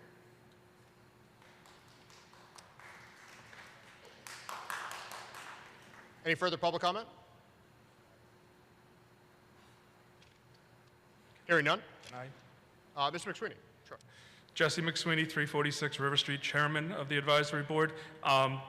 Through you, Mr. Moderator, to the previous speakers, it sounds like the concerns are with the nominating process. This has nothing to do with the nominating committee. This has to do with the advisory board and making sure we can conduct the business of the town when our numbers are low. Last summer, we had 4 resignations for various reasons. We couldn't do anything because we had someone who was not able to meet, so we had to wait. And this change here will allow us to continue to do the town's business and treat the advisory board like every other board and committee here in town when all it needs is a majority of the active members. I'm not sure why the advisory board needs to be treated any different. Thank you. Any further public comment with new information regarding this article? Hearing none, we'll take a vote. It requires a majority vote to pass. All those in favor, please say aye. Aye. All opposed, please say no.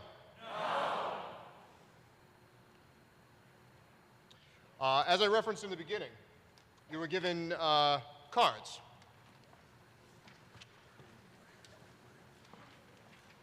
What I'll do is an interim method, as the vote on voice sounded too close to call. I'll ask you to raise the cards.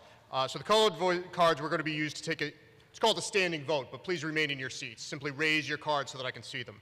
For the annual town meeting, it will be the pink card.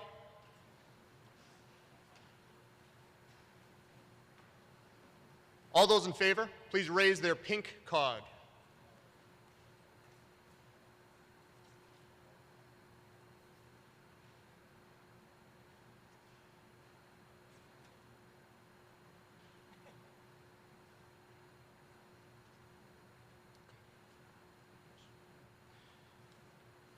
You can put them down.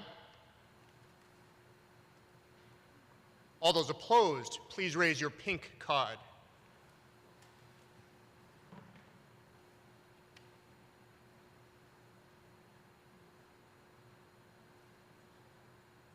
The motion has failed.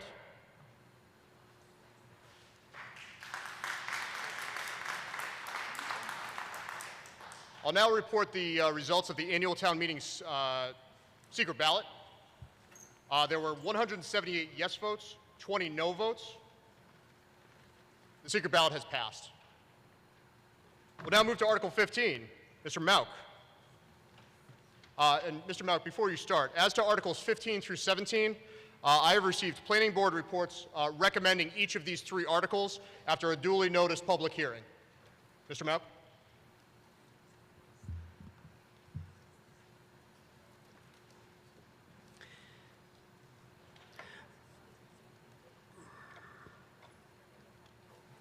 Don Mauk, 296 Main Street. So what do I hit? What do I hit? This one here? Okay. Mr. Moderator, I move that the town vote to amend Norwell Town Code Division 3, Zoning Bylaw, Chapter 201, Zoning, Article 1, Purpose, Authority, and Definitions, and also Article 8, District Use Regulations as set forth in Article 15 of the May 9th, 2022 Annual Town Meeting warrant with the following revisions. 1, the words, quote, site plan administrative review by the planning board, end quote, shall be added to subheading section 201-8.1.d.4.8.2, and 2, the following shall be added to section 201-8.1.d.4.b.2.h at the end thereof,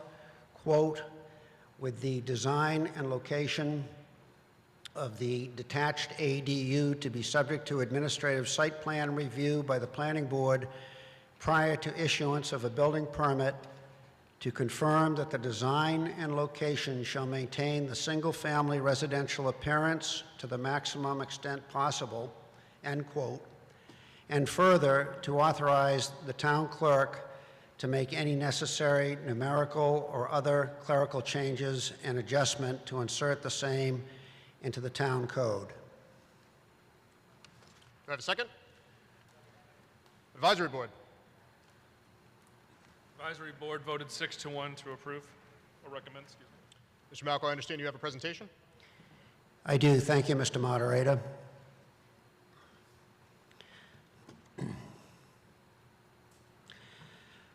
Article 15 would delete the current accessory dwelling unit ADU bylaw that requires a special permit imposing certain conditions and limitations and serves family members only. Furthermore, the current bylaw automatically terminates when the property is conveyed such that the ADU property investment is lost. If approved, the new article would insert language that would allow a small ADU as of right, meaning that the development may proceed without the need for a special permit, variance, or other discretionary zoning approval. Most importantly, the new article allows homeowners to remain in their Norwell community while prolonging the use of their properties.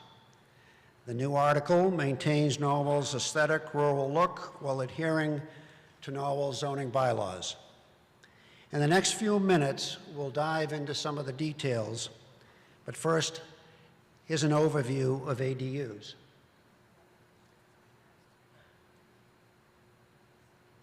Accessory dwelling units, or ADUs, can play an important role in serving our housing needs.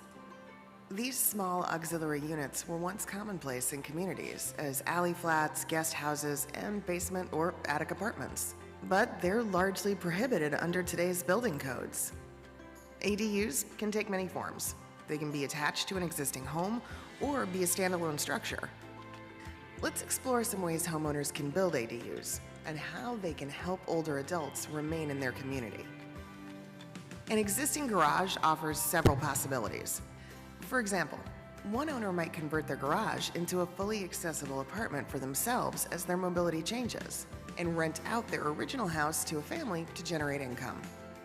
Or another owner might keep their garage and build an apartment over it as a low or no-cost apartment for a caregiver or family member.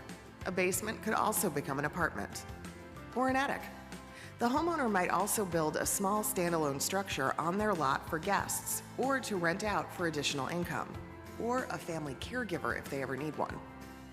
And later could become their primary home when they want to downsize or live in a more accessible unit. Regardless of how and why they're built, ADUs can help ensure that people of all ages, including older adults, have more options in where and how to live in their own communities.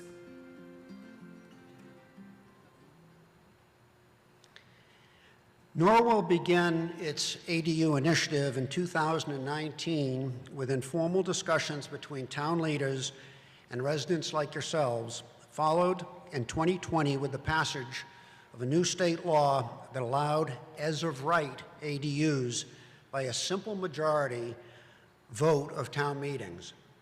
Article 15 is the first step in adopting by a simple majority vote of town meeting the as-of-right approach, allowing small ADUs.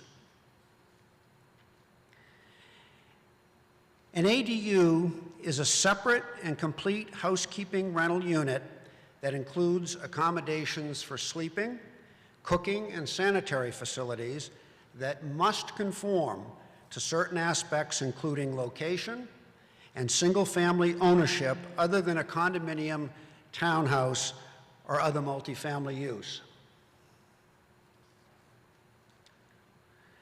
Why ADUs? ADUs encourage flexible housing options for persons of all income levels and at all stages of life, including family members and their caregivers. Potential rental income from ADUs can help Norwell's homeowners to financially remain in town and to make sure that the ADU investment value is not eliminated when the family leaves. ADUs can increase the availability of moderately priced year-round rental units, promoting housing diversity for young adults and senior citizens without using more land to do so. Article 15 allows one ADU per lot within a single-family dwelling or in a detached structure on the same lot as of right, meaning that the development may proceed without the need for a special permit, variance, or other discretionary zoning approval. Additionally, if the ADU is a detached structure, an administrative site plan review by the planning board would be required to confirm that the design and location maintains the single-family residential appearance to the maximum extent possible. ADUs offer a broad array of benefits, with flexibility of providing affordable housing options for young adult children, grandparents, disabled or ill family members, and their caregivers while producing income to defray associated expenses. The 900 square foot limitation was specifically chosen to remain within the new state housing choice provisions that allow for the adoption of an ADU provision by simple majority at town meeting. The planning board chose to restrict the as-of-right ADUs to one bedroom to limit the as-of-right occupancy for the units. ADUs within a single-family dwelling must have a separate entrance from the principal dwelling and not be used as a short-term rental. That's under 30 days. It must be restricted to one bedroom only and have a dedicated parking space on the same lot while maintaining a single-family residential appearance. One unit must be owner-occupied, Title V compliant, and not used for commercial use except for permitted home occupations. A detached ADU shall have all of the same requirements as the single-family dwelling, conforming to all existing residential zoning regulations, plus be owner-occupied either in the principal dwelling or the detached ADU, and be subject to the Planning Board's administrative site plan review. During the several months the Planning Board drafted this article, the ADU article, members remained mindful of a number of possible impacts, including the building department's inspectional responsibilities, town services, schools, traffic, compliance monitoring and appearance, concluding in each case, due to their limited size and occupancy, that the benefits of ADUs greatly outweighed any minor concerns. The Planning Board's ADU article essentially took Norwell's current special permit criteria, including those that impose conditions, safeguards, and limitations on time or use, and incorporated them into the as-of-right ADU requirements, but instead allows individuals to proceed more quickly and more cost-effectively without allowing a special permit granting authority the discretion to create delays and uncertainty and to deny permit relief even though the criteria have been met.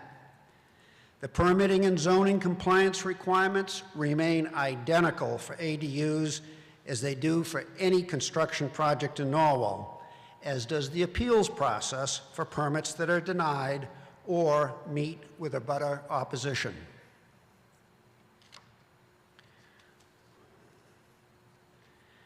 Before closing and asking for your support for Article 15, on behalf of the Planning Board, I would like to thank the scores of volunteer board members, residents like yourselves, and the town staff who provided valuable feedback and worked long hours since last October to draft that which we have in front of us this evening. To the Select Board, Advisory Board, Community Housing Trust, the Zoning Board of Appeals, thank you for your ideas, encouragement, and support. Thank you also to Town Administrator Moran and Norwell School's Director of Finance Operations and Technology, Warren McCallum, for making sure that our slide presentation worked this evening. Last but not least, thank you to our interim town planner, Alana Quirk, who guided us with her patience and legal skills every step of the way. Thank you, Alana. We ask for your support and vote for the Article 15 this evening, and thank you very much. Any further discussion on Article 15?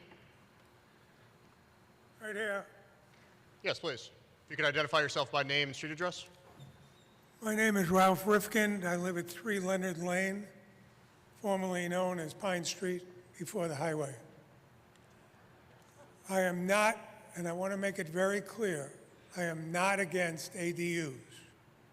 I am not against renting out part of the property and living in another part of the property. My concern, and I want everybody to understand this, is that the specifics of Article 15 can cause major concerns over the course of multiple years. For instance, you could have a barn on the property right now. It would be along the road. And I know this exists because one of my neighbors has this. You can convert the barn into a 1-bedroom, 900-foot ADU, but since it's along the front of the road, it's illegal because it has to be in the back. That doesn't make any sense to me if you want to make this a matter of right. I don't think any board, planning board, zoning board, would deny converting that to an ADU because it's not in the back. In addition to that, it has to look like a single-family residence. There's three possibilities to create the second unit. One, divide the existing house. My house is big enough, I could take the living room, dining room, and my office on the first floor, convert the dining room to a kitchen. It has a bathroom, not 900 feet. I've got a separate entrance. It's perfectly legal. I could build an addition of 900 feet adjacent to the property. I don't think that's a major issue either. But once they throw in the granny pod, which has a real name as a second physical building on the property, if it looks like a house, it's not going the lot's not going to look like a single-family residence. If the neighbors don't get a chance to come to the planning board when they're issuing this as-of-right permit, and they come back and it looks like two houses, what's the owner going to do? Going to have to tear it down and waste $40,000 or $50,000? That's absurd. And the one that nobody addresses is if Granny, and I pick on Granny, it could be Grandpa, moves into the one-bedroom unit and rents out for money the main house. And originally, rumor had it that they were going to put their family back in the main house so that the family could take care of Granny in her separate apartment. That's changed. There's no family relationship whatsoever. What if Granny dies? How will the town know that the owner no longer lives on the premises and the owner, which could be the family trust, is renting out both apartments? How will they know? I think this needs to be clearer, and I think we don't want to have a lot of litigation, no offense, Bob, about who owns the property, who lives in the property, who moved out of the property. I know this is a form from other towns. I know other people have dealt with it. But we've discussed it at some length, and I brought this to the attention of the planning board, who was not very anxious to listen to us. And I think it needs work. Again, I fully support ADUs. I don't support the way it's drafted. Thank you. Mr. Mauk, would you like to briefly respond to some of the points raised?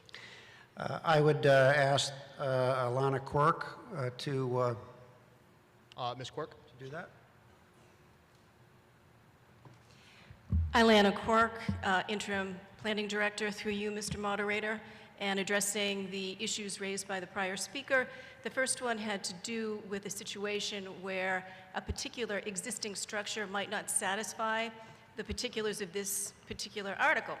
And as was stated clearly in the presentation, this particular article is stage one. This is the first step forward to allow these types of ADUs. And the planning board has indicated every intention to move forward and come back next year with an additional article that would address other types of ADUs that potentially could be allowed. But this particular article is intended to address very small ADUs that are in limited circumstances, either inside the house or in a detached situation that is in the back and that looks like a family, single-family residential situation. The second question had to do with what would happen if the owner-occupied part of the property had a situation where the owner-occupant were to die. Well, the way that that would work is that any time that there is a zoning violation of any kind, the building department and zoning official always will rely upon people who observe an issue and raising it, and then the zoning official can investigate it. And of course, the death certificate will be on file with the town, and a reminder can be sent out to whoever has taken over the property that the property will need to be owner-occupied. And if it is not, if there is a violation and that violation goes forward, because let's say there are two parties renting, they're renting both units in violation of the requirement that we're talking about, if it passes, one of the requirements in doing an ADU is that there must be a restrictive covenant that is developed and approved as to form by town council, that is signed by the owner-occupant and recorded against the property to say that all of the requirements under the article have to be satisfied at all times, including the owner-occupancy requirement. And if there is a determination in an enforcement action that there is a violation, then as part of the covenant, there will be a provision that expressly states that the town will be entitled to injunctive relief by contract, essentially, and that the town will be entitled to recoup its expenses to do the enforcement. And then the final, I think that might have been it. I thought there were three, but I think that two morphed into three. So I think I've addressed those issues. Mr. Rivkin can perhaps remind me if there was something else. Well, thank you. Okay. I appreciate it. I think that's it. To my left, and where there are successive speakers, I would just ask if a point of view has already been articulated, you can simply say, I agree with the speaker before, but if you have any new information to add to the debate, please, I invite you. To my left. I'm Frank White, 741 Grove Street. Looking specifically at the detached structure part of this, I think it's good that it puts very specific sizes in here. Half the floor area of the principal single-family dwelling or 900 square feet, whichever is smaller. But it doesn't say how you count that or what counts. And I'll give you a very specific example. It could be an existing structure that's a barn, a multi-story barn. The total floor space of the barn is well over 2,000 square feet. The owner wishes to use just part of that 2,000 square feet, 800 square feet to be specific, as an ADU. This doesn't, as written, doesn't specify how that would be implemented, how the part that's going to be an ADU is distinctly counted from the rest of the floor space. And so I've put together a very short addition that I moved to add to the text of Section 2, Paragraph 2, Subparagraph B, the one that I'm talking about here, that says if the detached ADU is part of a larger structure, the owner may designate which distinct portion of that structure's floor space will be used as an ADU. I have a hard copy of that for you if you'd like. Well, if you have a written amendment, why don't you bring it forward? Do you have a written amendment? I do. You can bring that forward. I'll take a look at it. In the meantime, on my left. Yeah, Bob Woodhill, 238 Washington Street. Just out of curiosity, would we be able to use ADUs towards our affordable housing requirements? We have to do it at town meeting, so, okay,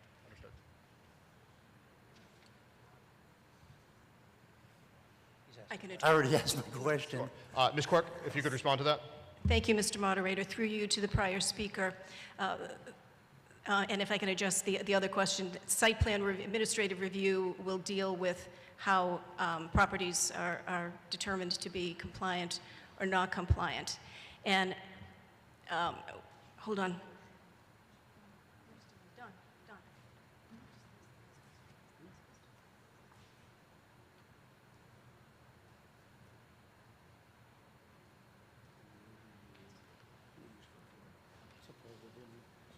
So the prior speaker's question was, can the ADU count towards the town's subsidized housing inventory? And the answer to that is no. This particular article is addressing simply housing and the need for more housing. And the idea is that next year, the planning will come back with potential approaches to deal with affordable housing as well. But this is one tool to create more housing within the town of Norwell and addressing a deficit that exists with housing generally. There's a recent study by a conservative group that we're down 5.3 million housing units in the last 10 years that were not produced as compared to the 10 years before. So in answer to your question, no.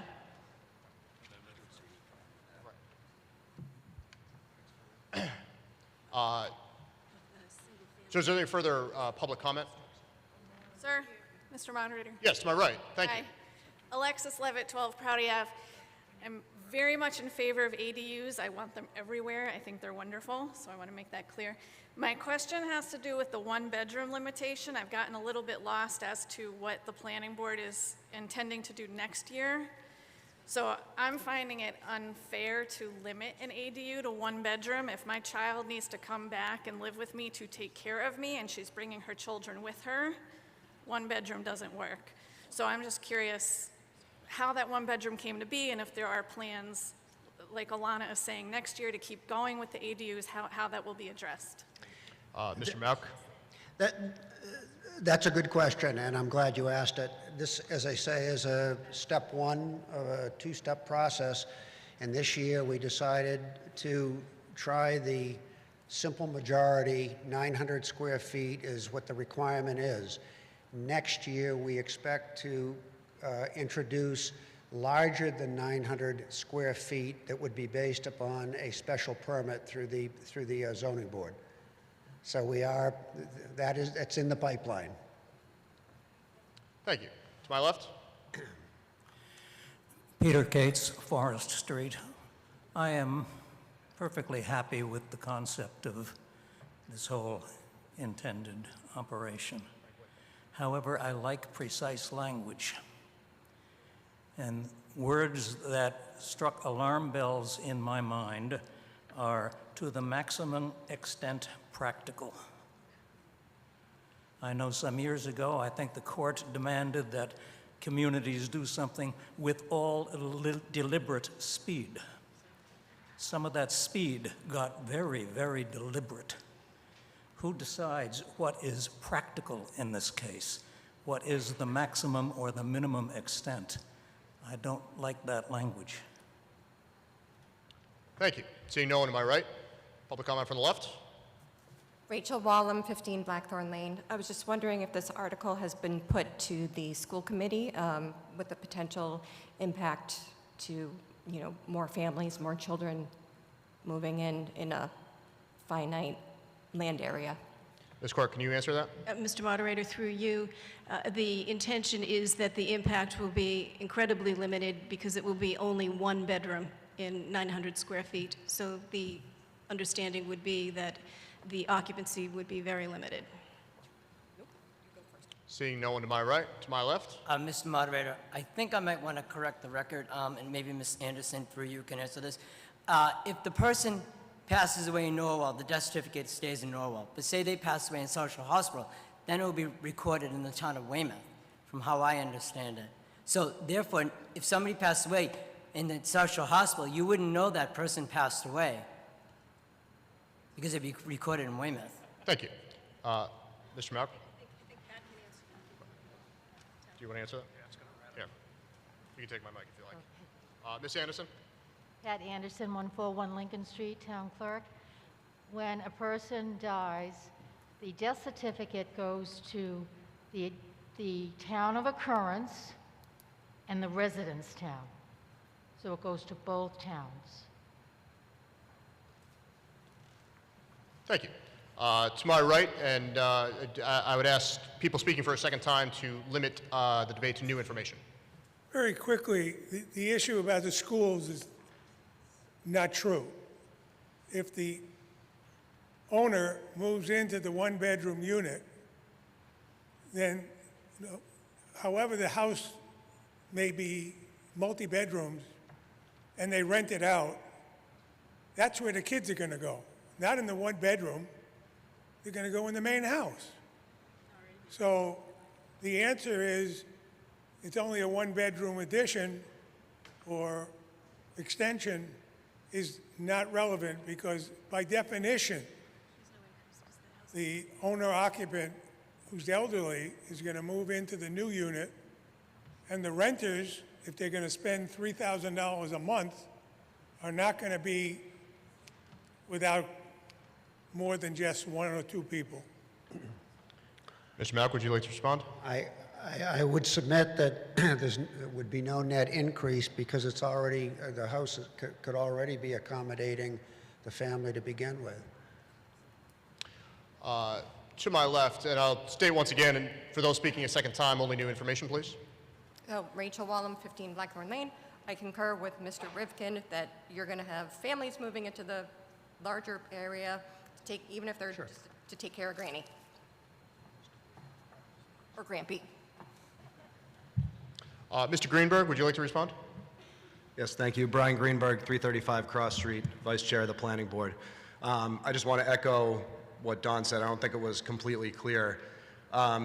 In this scenario that we're living out here, if the ADU is not built and that owner is priced out of their home, they are now going to sell the main house, likely to a family, okay? So that family is now going to occupy the main house. So regardless, you're going to get, in this, again, in this limited scenario that we're playing out, you're going to get an increased demand on the school system, regardless. The only thing the ADU is doing is allowing, again, in this limited scenario, the older person to remain in their family home. That's the only thing it's doing, okay? A new family is going to come into town regardless, okay? I would also take exception to, Mr. Moderator, Mr. Rivkin's claim that the Planning Board did not seem anxious to hear his thoughts. The Planning Board did 6 months and over 20 hearings on this bylaw. We worked very hard to reach out and try to accommodate everybody's suggestions and everybody's language. Mr. Rivkin decided to come and give his input at the very last public hearing after the warrant had already gone to the printer to provide his feedback based on an old draft that he passed off as a current draft. So I just want to take exception to that. We've worked very hard to try to accommodate everybody's suggestions. Thank you. All right, seeing no further discussion on this article, we do have a written amendment to the motion which has not yet actually been made to the floor. So could Mr. White please return to the microphone? Now, Mr. White has provided a written copy of his proposed amendment to Article 15. I've spoken with town council, who's given his legal opinion on this, and he said that this is legally viable if the word accessory is inserted in the motion, in the proposed amendment prior to structure. Understood, Mr. White? Understood. And does that still comply with your understanding of your sought amendment? Yes. Then since you combined your proposed amendment with debate previously, I'd ask that if you seek to move to amend Article 15, that you simply state the proposed amendment now so that we can have that discrete portion of it submitted to town meeting and a vote can be held. We have no problem with it. Let him. I move to amend Article 15, Section 2, Paragraph 2, Subparagraph B, dealing with the square footage of accessory dwelling unit, an external accessory dwelling unit, to include the text, if the detached ADU is part of a larger accessory structure, the owner may designate which distinct portion of that structure's floor space will be used as an ADU, unquote. Thank you. We now have a proposed amendment to Article 15 on the floor. Mr. Malk, would you like to respond to the proposed amendment? We think it's a good amendment, and we have no opposition against it. It simply clarifies, provides a point of clarification. Thank you. Thank you. All right, we will now conduct a vote simply on the motion to amend. This will decide whether the proposed amendment of Article 15, as stated by Mr. White, will supersede and take the place of the Article 15 that was previously moved. That vote will require a majority to pass. All those in favor of the amendment to Article 15, please say aye. Aye. All those opposed, please say no. The amendment passes unanimously.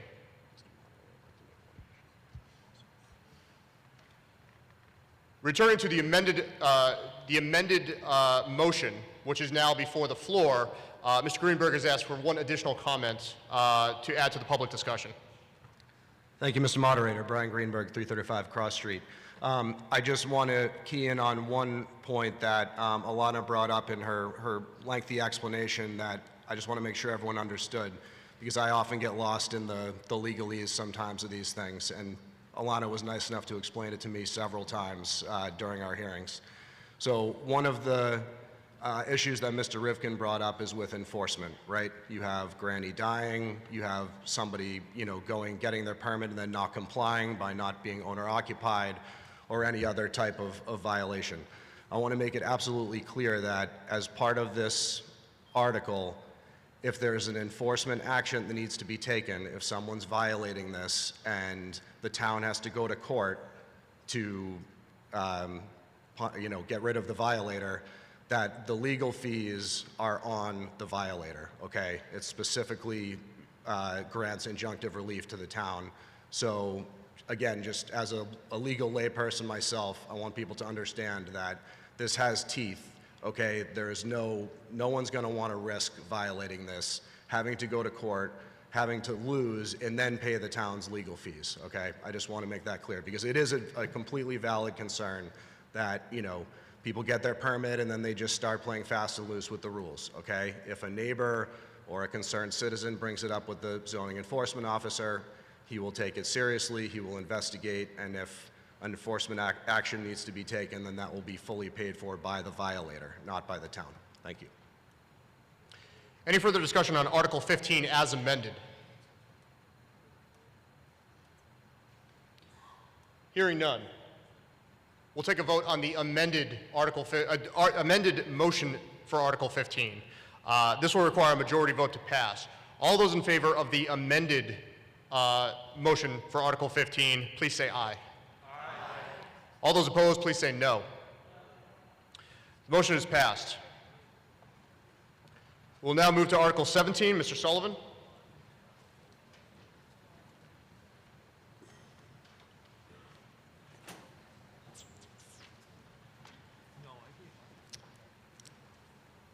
Evening. Brendan Sullivan, 165 Brigantine Circle, Planning Board.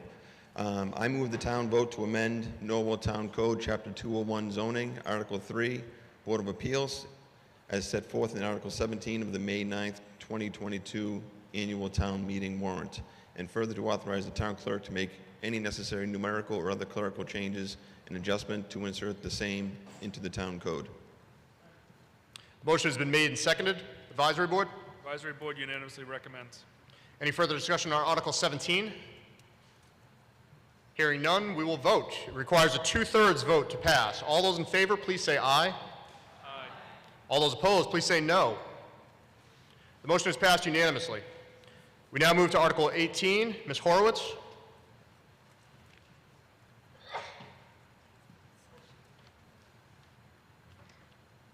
Hi, Mary Horowitz, 68 Chittenden Lane. I move that the town vote to authorize the Select Board on behalf of the town to petition the legislature for passage of special legislation substantially as set forth in Article 18 of the May 9th, 2022 Annual Town Meeting warrant, provided that the legislature may reasonably vary the form and substance of the requested legislation within the scope of the general public objectives of this petition. Motion has been made and seconded. Ms. Horowitz, I understand you have a presentation? I do. How do we make it go on the... Do we have you need the AV? Audio-visual? Thank you. Thank you. It's this one with the clipper.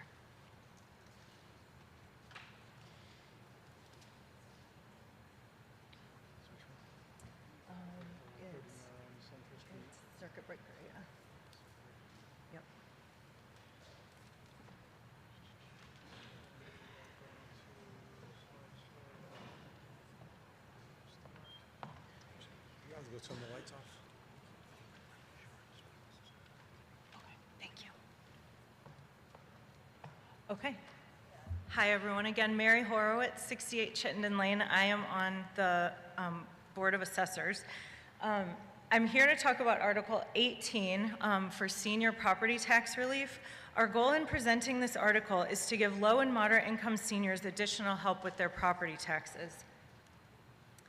So in Massachusetts, there's an income tax credit called the Circuit Breaker Credit. This benefits low-income seniors who pay more than 10% of their income on their property taxes and their water bill. So it applies to seniors who are age 65 plus. They are low to moderate income. The state sets these income limits. Using the circuit breaker credit to provide property tax relief is not new in Massachusetts, but it would be new in Norwell. Over the last few years, towns in Massachusetts have begun looking at how to help their seniors age in place. Often, seniors find themselves on limited or fixed incomes and therefore cannot afford to stay in their homes as their taxes rise. To date, 34 towns have passed articles at their town meetings and petitioned the state to help pass this special legislation. Thank you so much. Sorry, my notes also disappeared. Towns are now providing these exemptions to help their most vulnerable seniors, those who have the lower incomes and are heavily burdened by the property taxes and their water bills, in an effort to help them age in the towns where they are such valuable members of the community. They do this by using the same criteria as the circuit breaker income tax credit. Norwell is proposing with this article that using the state circuit breaker criteria to give taxpayers a property tax exemption in the same amount that they receive as a circuit breaker credit on their income taxes. So to do this, the taxpayer must be eligible for and have received the circuit breaker credit on their income taxes, and then just file a one-page application with the assessor's office. To note, seniors receive several property tax exemptions in Norwell thanks to things passed by the state. Seniors would continue to be eligible to receive those exemptions also. So why use the circuit breaker criteria? Using a standard criteria means that this criteria is set by experts, not the town. The standard criteria also allows the program to be administered with the same staffing levels that we currently have in the assessor's office, so there would be no new budgetary expenditures on staffing. The big question, of course, is how do we pay for this? So over the last few years, Norwell has accumulated sufficient reserves to now be able to propose a measure of property tax relief. Let me explain. So an amount of money called overlay is required to be included in the town budget every year to account for the potential for unpaid property taxes, property tax abatements, etc. When overlay is not actually used to cover these abatements, it is declared as overlay surplus and held for use in the future.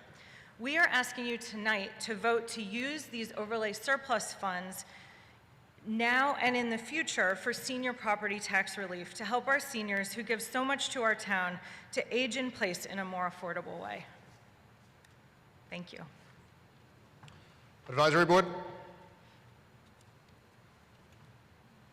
Advisory Board unanimously recommends. Any further discussion on Article 18? Hearing none, we'll take a vote. This requires a majority vote to pass. All those in favor, please say aye. All those opposed, please say no. The motion is passed unanimously. We now move to Article 19. Ms. Horowitz. Thank you. Mary Horowitz, 68 Chittenden Lane. I move that the town vote to accept the provisions of General Law, Chapter 59, Section 5, Clause 22G, authorizing certain real estate tax exemptions for trustees, conservators, or other fiduciaries owning property for the benefit of persons. If I can explain, Right, the motion has to be seconded first. Sorry. Sure. Do I have a second? Motion has been made and seconded. Ms. Horowitz, please. So just briefly, right now, Clause 22G, right now, Norwell's veterans are eligible for and receive a number of state-allowed property tax exemptions as a thank you for their service.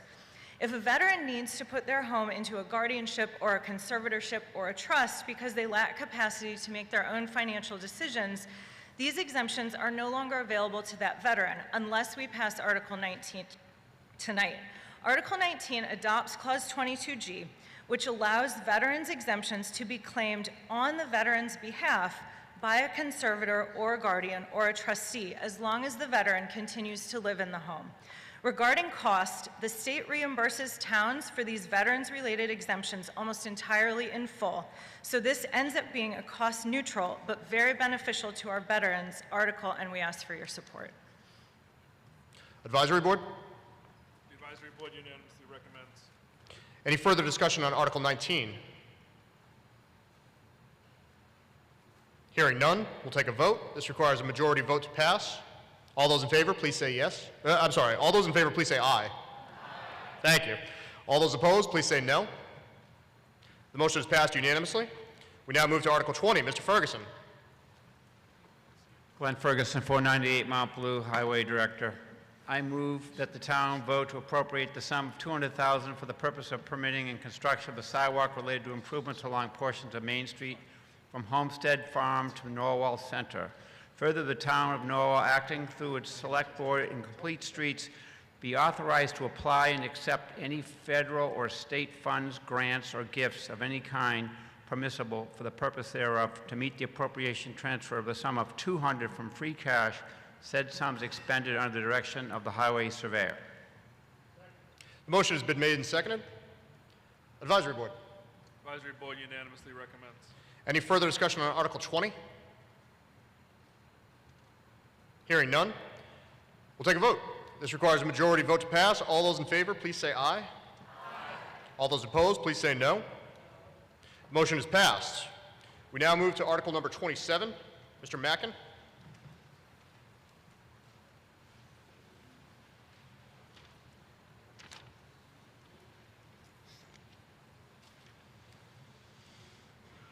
I'm Bob McMackin, Chair of the Community Preservation Committee. Article 27. I move that the town vote upon the recommendation of the Community Preservation Committee pursuant to General Law C-44B for historical preservation purposes to appropriate the sum of $31,600 from the fiscal year 2023 community preservation revenue to fund an agreement with a vendor to complete Form B applications to register historically significant properties on the Massachusetts Cultural Resource Inventory, in sum to be expended under the direction of the Community Preservation Committee. Do I have a second? Motion has been made and seconded. Mr. Mackin? I'm sorry, I apologize. Advisory Board. Advisory Board unanimously recommends. Mr. Mackin, I understand there's a presentation. Bob Norris will be able to discuss this.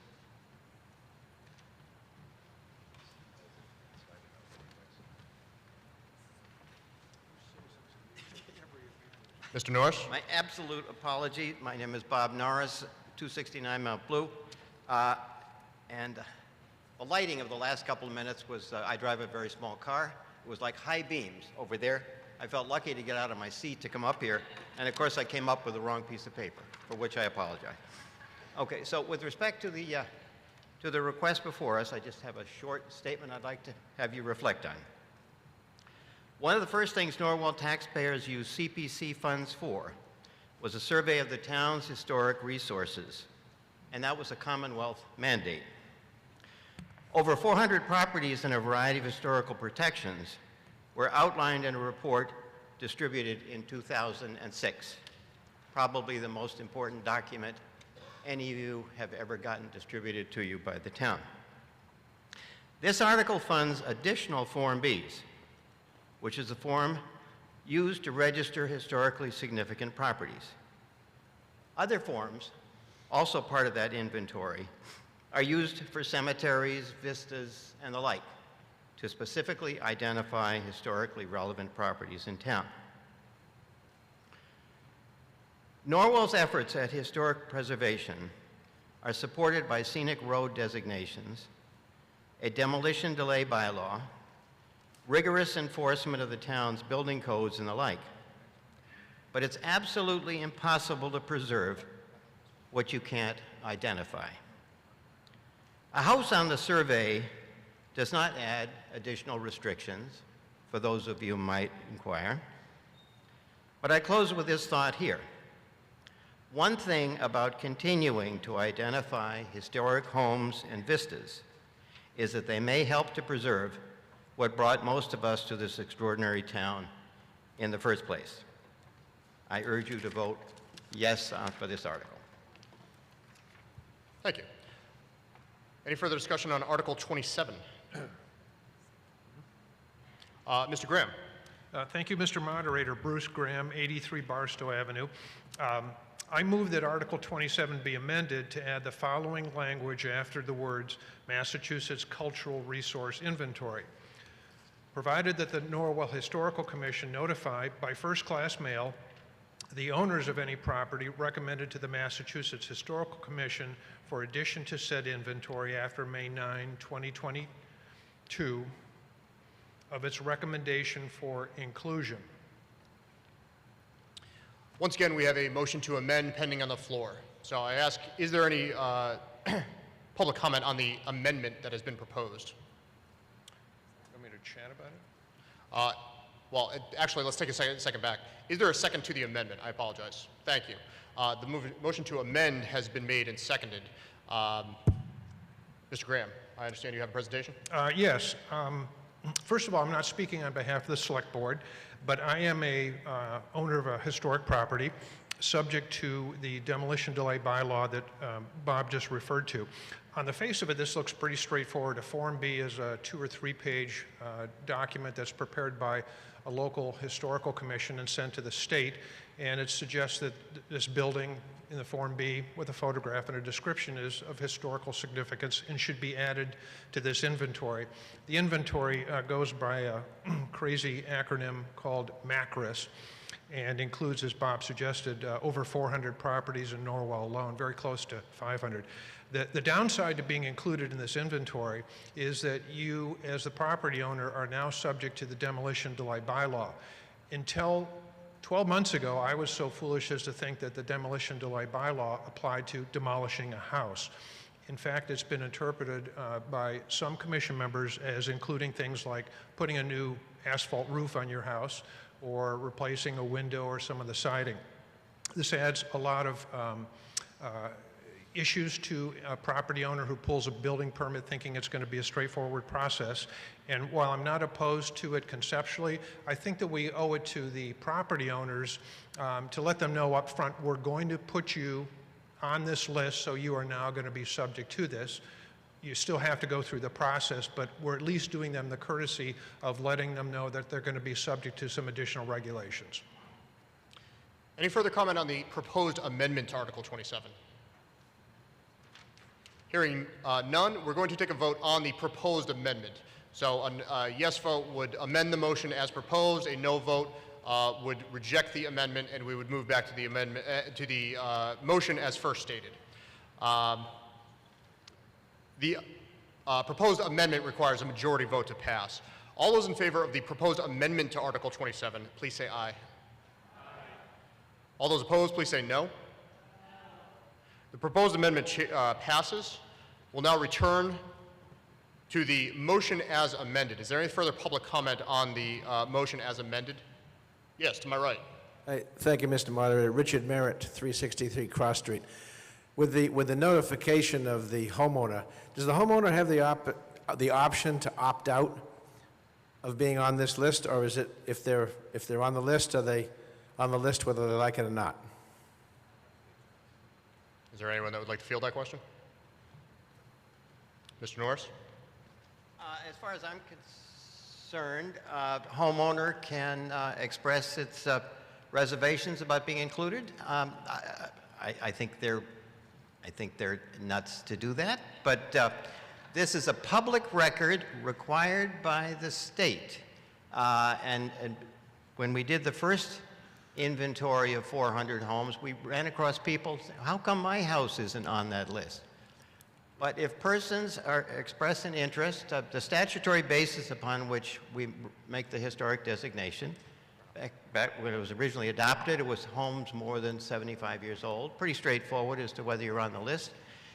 If people now get their first-class notice indicating that they're going to be subject to an inventory for which the town has agreed to pay, and they'd like not to be included on that list, free country, sure, come on in and say, I would like to exercise the opportunity not to be included on there. It doesn't affect the statutory basis upon which we're including them on the inventory, but they want to opt out, sure.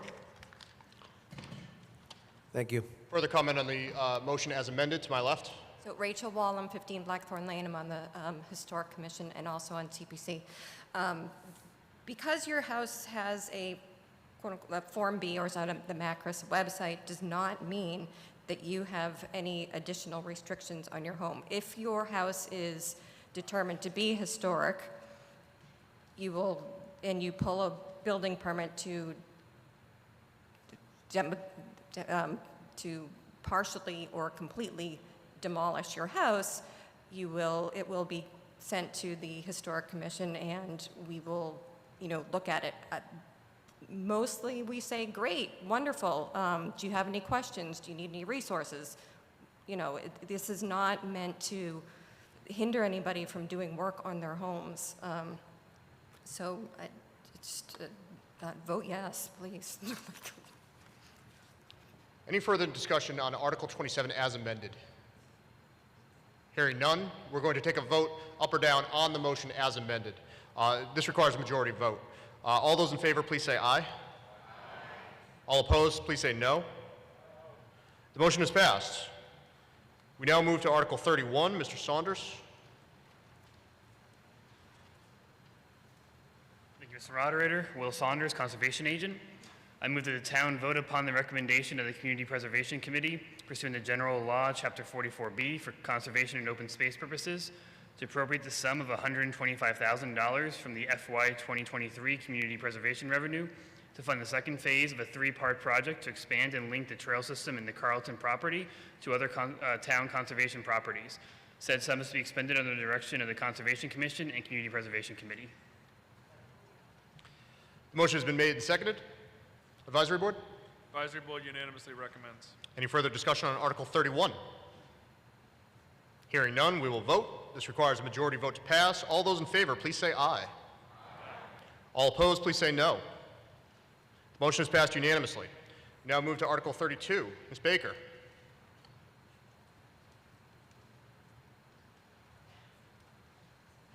Thank you, Mr. Moderator. Sarah Baker, 28 Tiffany Road. I move that the town vote upon recommendation of the Community Preservation Committee pursuant to General Section 44B for conservation and open space purposes to appropriate the sum of $72,000 from the fiscal year 2023 Community Preservation Revenue to fund the creation of a memorial garden and a wildflower meadow that are accessible by an ADA-compliant pathway on 2.5 acres across from the Donovan Fields on Circuit Street. Said sum to be expended upon the direction of the Community Preservation Committee. The motion has been made and seconded. Is there a presentation? Briefly. Over the past year, a committee made up of members from the Norwell Conservation Commission, Norwell Beautification Committee, Norwell Garden Club, and Norwell Farms met to collaborate, research, design, and plan the best way to improve this old gravel pit on Circuit Street into a community space. This article will fund the work to improve the soil, treat the invasive species, and most important, impactfully install a pink-themed perennial garden surrounded by a wildflower meadow. The garden will include benches, a brick path made of memorial bricks, and flowering trees. The perennial garden will be a memorial garden for Nancy Hemingway, Norwell's conservation agent who lost her battle with breast cancer. This garden is adjacent to the pathway, is handicap accessible, low maintenance, and enhances the rural character of our town. My quick little picture of what it's going to look like. The committee has formed a nonprofit to help raise additional funds needed to pay for trees, benches, and the brick path. We've already received donations from Norwell Women's Club, Norwell Garden Club, and Audi and Porsche of Norwell. We hope you will support this motion. Advisory Board?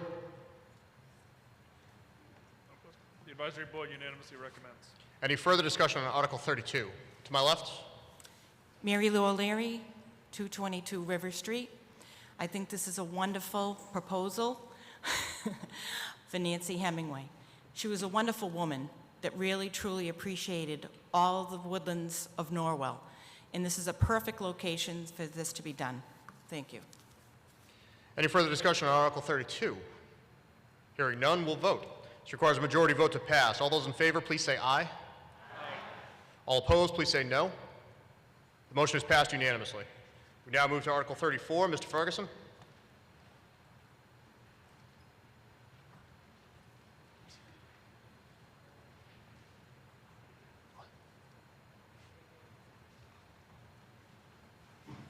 Sorry, Glenn Ferguson, 498 Mount Blue, Highway Director. I move this town vote to, upon recommendation of the Community Preservation Committee pursuant to General Law 44B, for recreation purposes, appropriate the sum of $241,000 from fiscal year 2022 Community Preservation Fund, additional materials and labor costs associated with the rehabilitation of the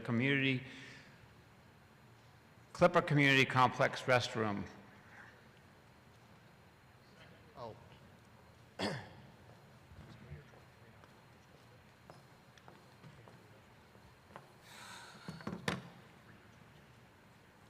Sorry, fiscal year 23, not fiscal year 22. That's a mistake. Thanks. The motion has been made and seconded. Advisory Board. The advisory board unanimously recommends. Any further discussion on Article 34? Yes, please, Mr. Auditor. To my left? Thank you. Susan Powell, 5 Laura's Lane. I just want to ask, 2 years ago at the May 2020 town meeting, a very precise budget of $295,125 was presented and approved for the go-ahead for the Clipper Complex bathrooms. So other than the delays due to COVID and the subsequent inflationary price increases since then, can somebody please explain why this project has almost doubled to $536,125,000 since it was originally approved in the spring of 2020? Thank you. Thank you.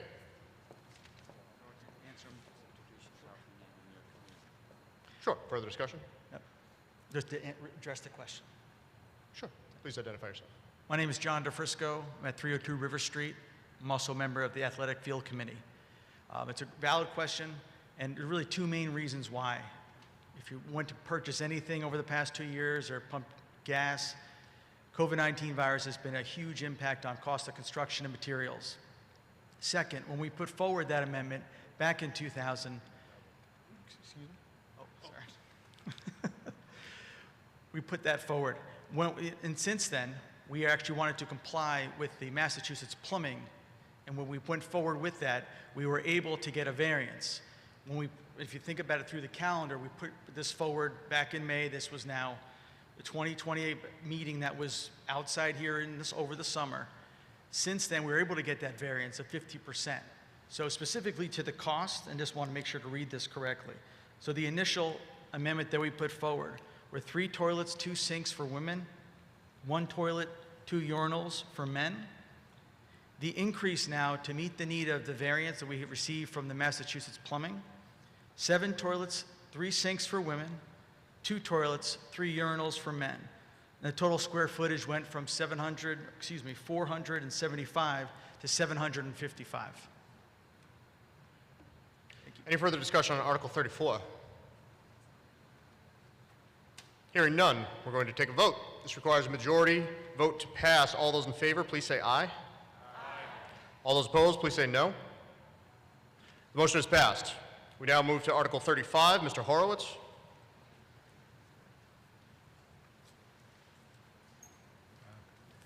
Bob McMacken, 74 Prospect Street, Article 35.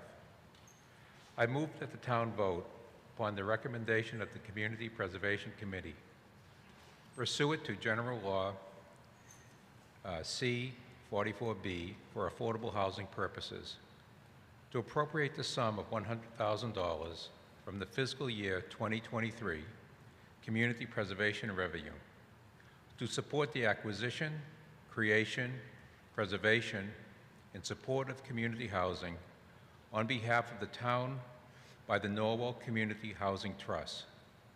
Said sum to be expended under the direction of the Norwell Community Housing Trust.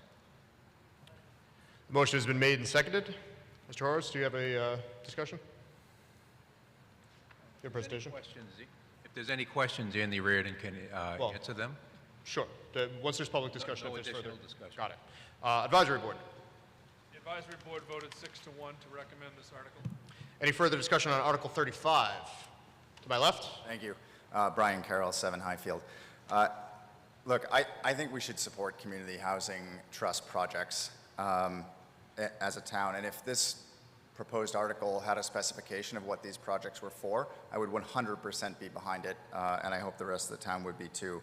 What I don't think we can do is support this article appropriating funds and giving the CHT another blank check for $100,000. We've already passed an article tonight by consent, Article 38, giving the CHT $150,000 in funding.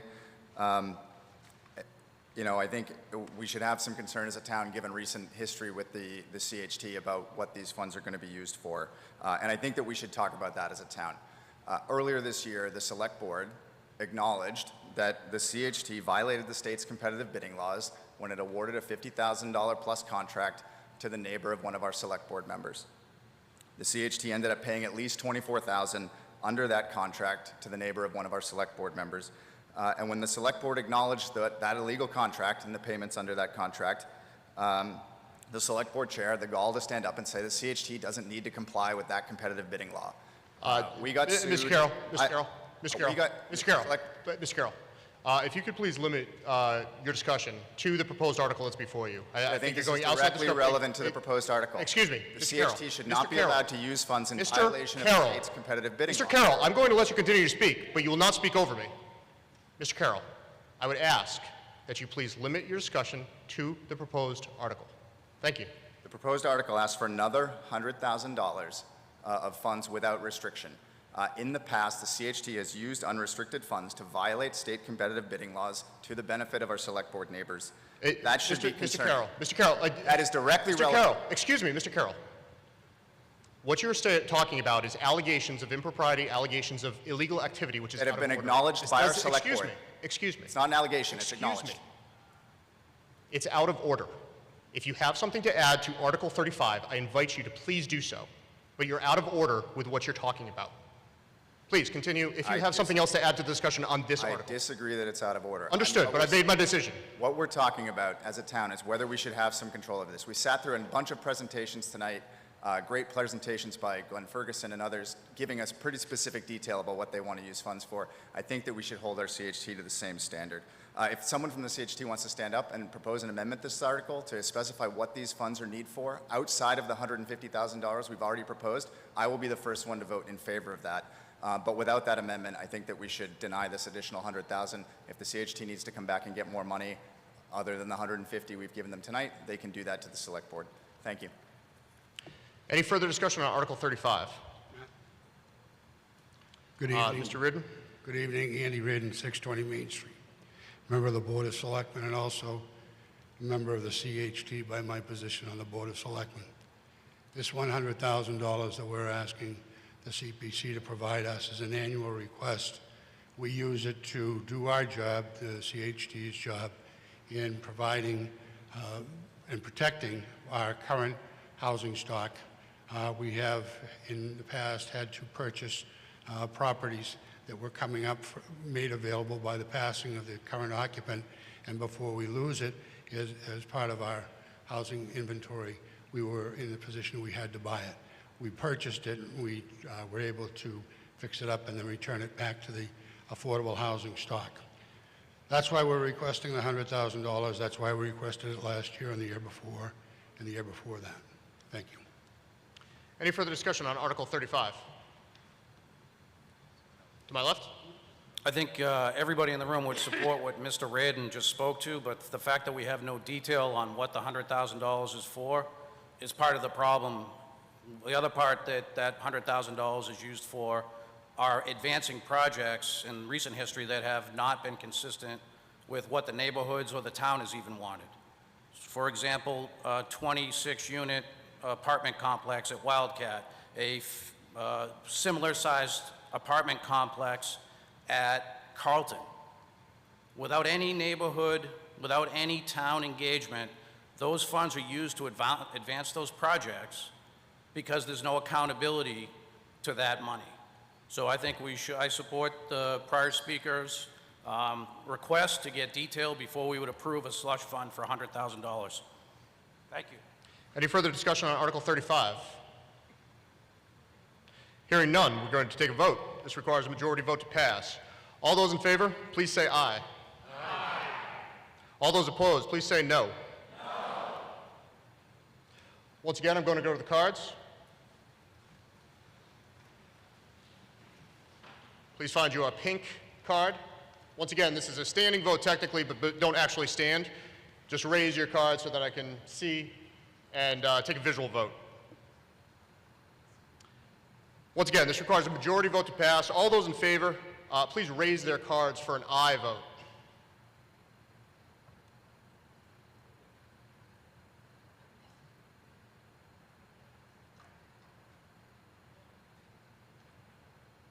Thank you. Please put them down. All those opposed, please raise their pink cards for a no vote.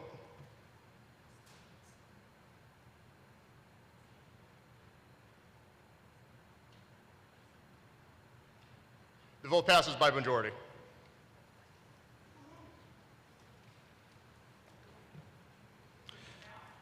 We now move to Article 39. Mr. Gray.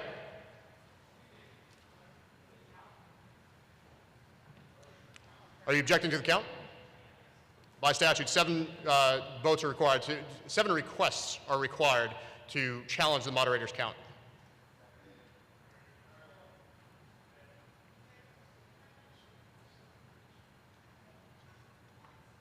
If you're challenging the count, please stand, go to a mic, and identify yourself by name and street address.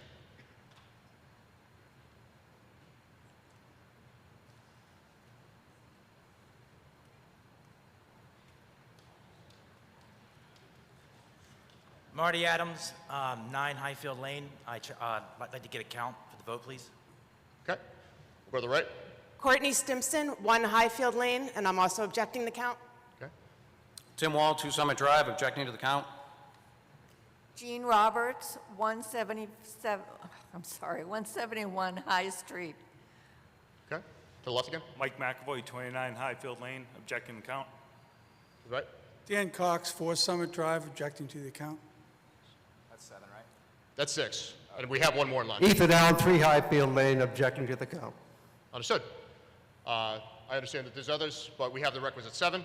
We'll now go to a count. Could I have my tellers come up to the front here?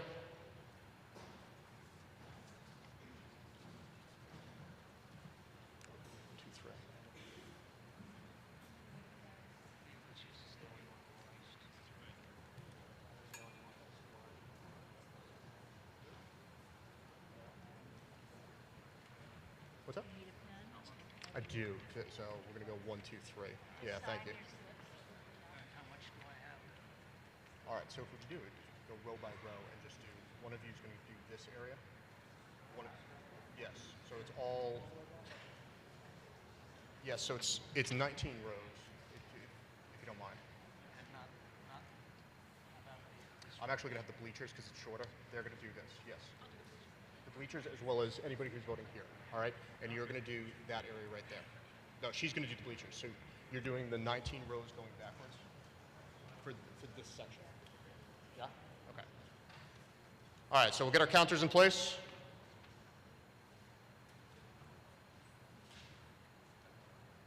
Now, once again, we're going to take a vote. This requires a majority vote to pass. I ask that you raise your pink card indicating your vote. Keep it raised so that the counters can go row by row and they will take the count. All those in favor, please raise their pink cards to indicate aye.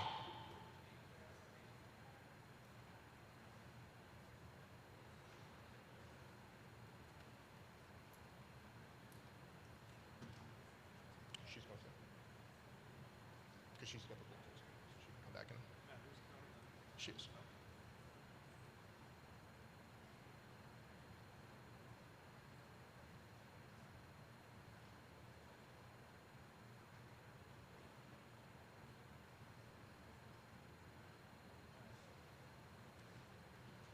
You're doing these. You got them all?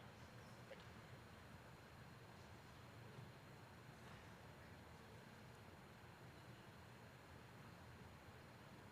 Let me check with our tellers and see if we'd have an accurate count of the ayes. 1, 2, 3. Do we have the full count? Okay. You can put your cards down. Now, all those opposed, I'm going to ask you to raise your pink card to indicate no. And once again, keep them up so that the tellers can go through and make the count.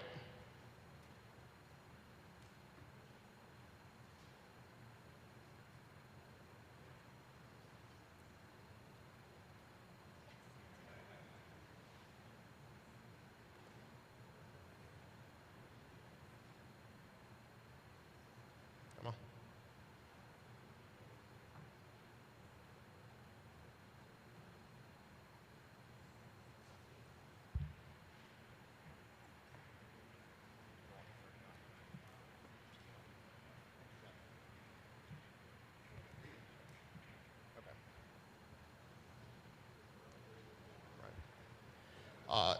If the tellers are complete, they can come forward with their tally of the votes.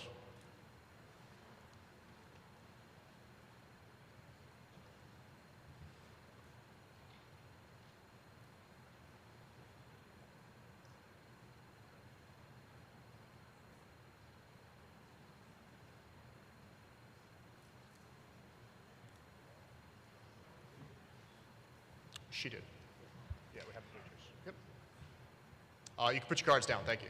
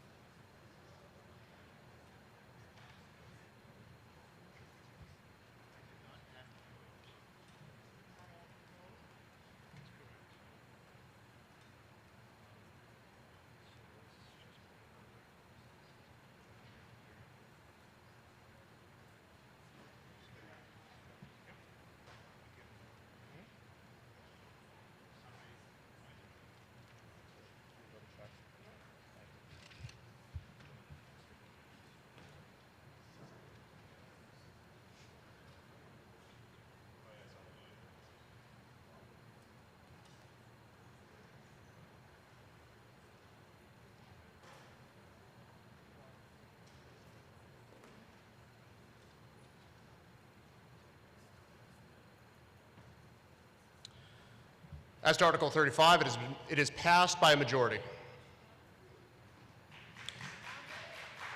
We now move to Article 39. Mr. Gray.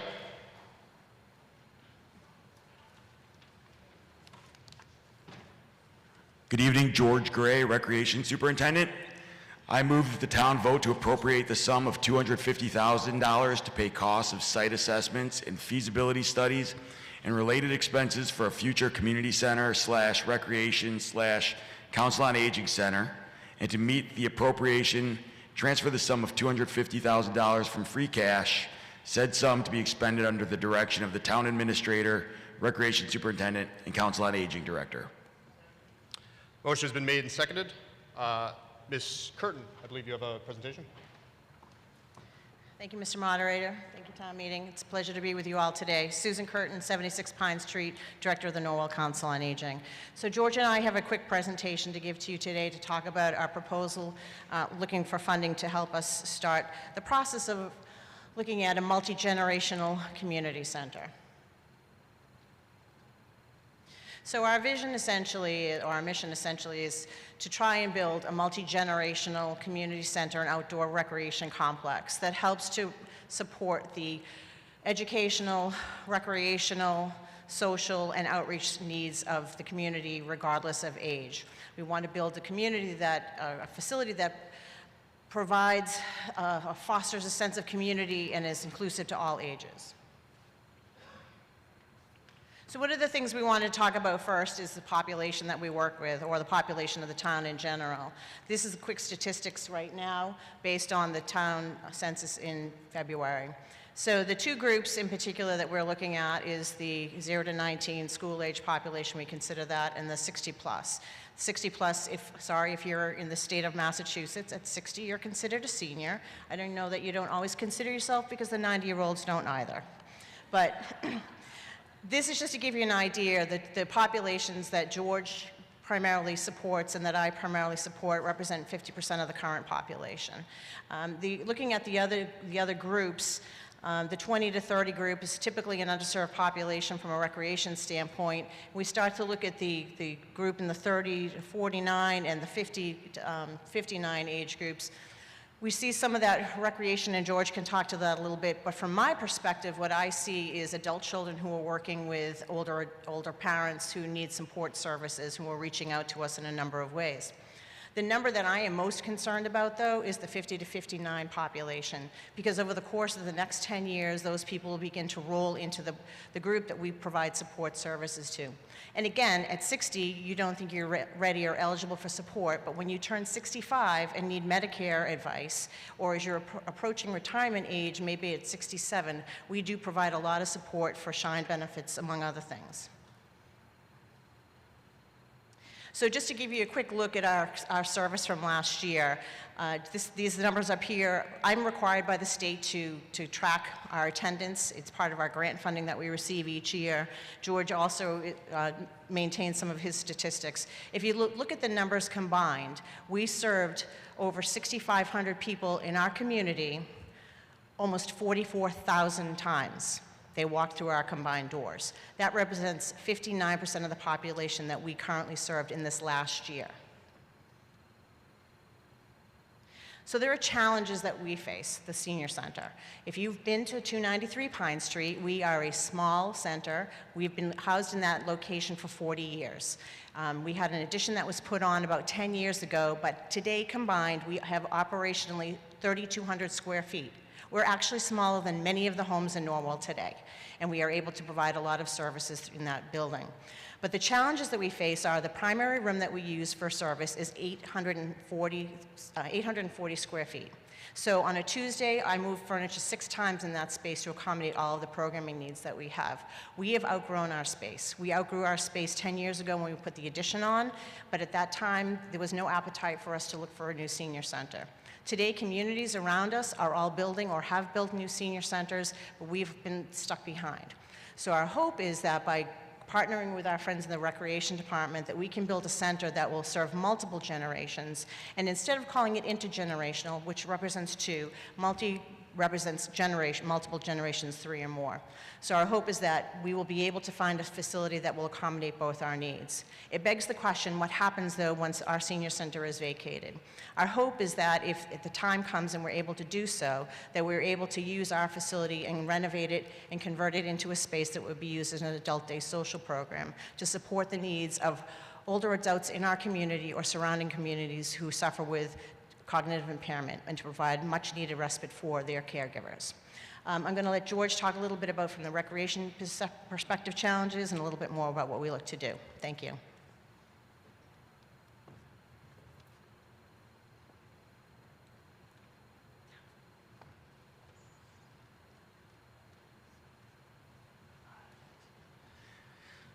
All right, good evening. Just a few bullet points on the current facilities that the Recreation Department uses. We have one small shared administrative office at Town Hall. We utilize Town Hall space, including a non-accessible program space in the lower level of Town Hall that is not necessarily inviting or safe. Limited shared gym space at Town Hall. We utilize, through our great friends at the school department, space at the Cole, Vinyl, middle and high schools, as well as the Clipper Community Complex. And of course, we have playgrounds that the Recreation Department manages at Reynolds and Gatfield Park. Some of our challenges is our limit in programming is limited based on the needs and the availability of school facilities and playgrounds. Basically, that eliminates our ability to service a great portion of the middle school and high school population that so desperately need supervise and organize recreation programming. We have limited recreation space at Town Hall, which can sometimes create a disruptive environment for other town departments.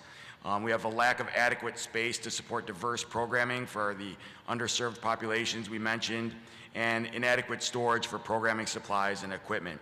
I feel that bringing together our programming into a more central location would provide an opportunity for our recreation participants, both adults and youth, to experience and recognize the value they get from the recreation department here in the town of Norwell.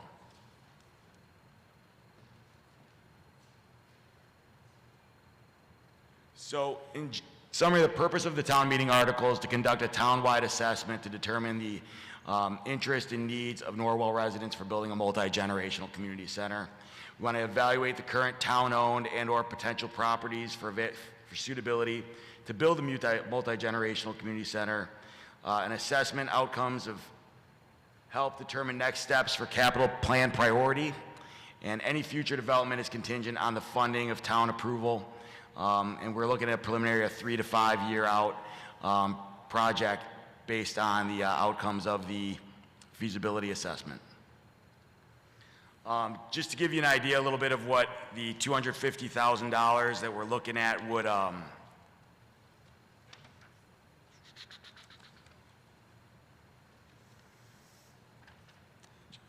needs assessment including a statistically valid community survey and results. So we're looking to engage the community as much as possible, which would help identify our programming space needs for both the Council on Aging and the Recreation Department, identify a traffic and parking analysis for whatever that site location is, as well as a zoning analysis, site assessment, hopefully a conceptual design and schematics if suitable sites are identified that we could bring to a future town meeting, total project cost estimate, an operational cost analysis, and a schedule of construction and implementation steps.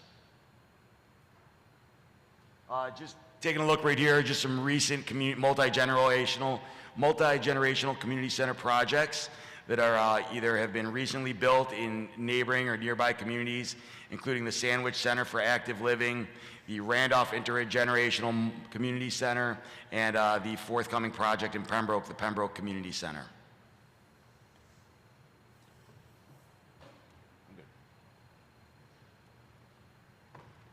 So we thank you for your support for this article. Advisory Board? Advisory Board unanimously recommends this article. Further discussion on Article 39. We'll start on my left. Mr. Moderator, maybe Ms. Curtin can answer this through you. How much did we spend when we added that addition? I believe the South Shore technical students built that, so we were supposed to save some money. So how much did we spend there? That was a $300,000 project. Okay. And that included $150,000 that was used to put in an elevator, and then the remaining construction around that added a program space downstairs, 3 office spaces upstairs, along with doing some renovations to the existing building, some cosmetic work, along with furnishings. To my right. Thank you, Mr. Moderator. Susan Powell, 5 Laura's Lane. I actually think that $250,000 specifically for a community center feasibility study is at this point premature. And in fact, one could even argue that it's just too narrow at this point in time. And if I could just expand a little bit.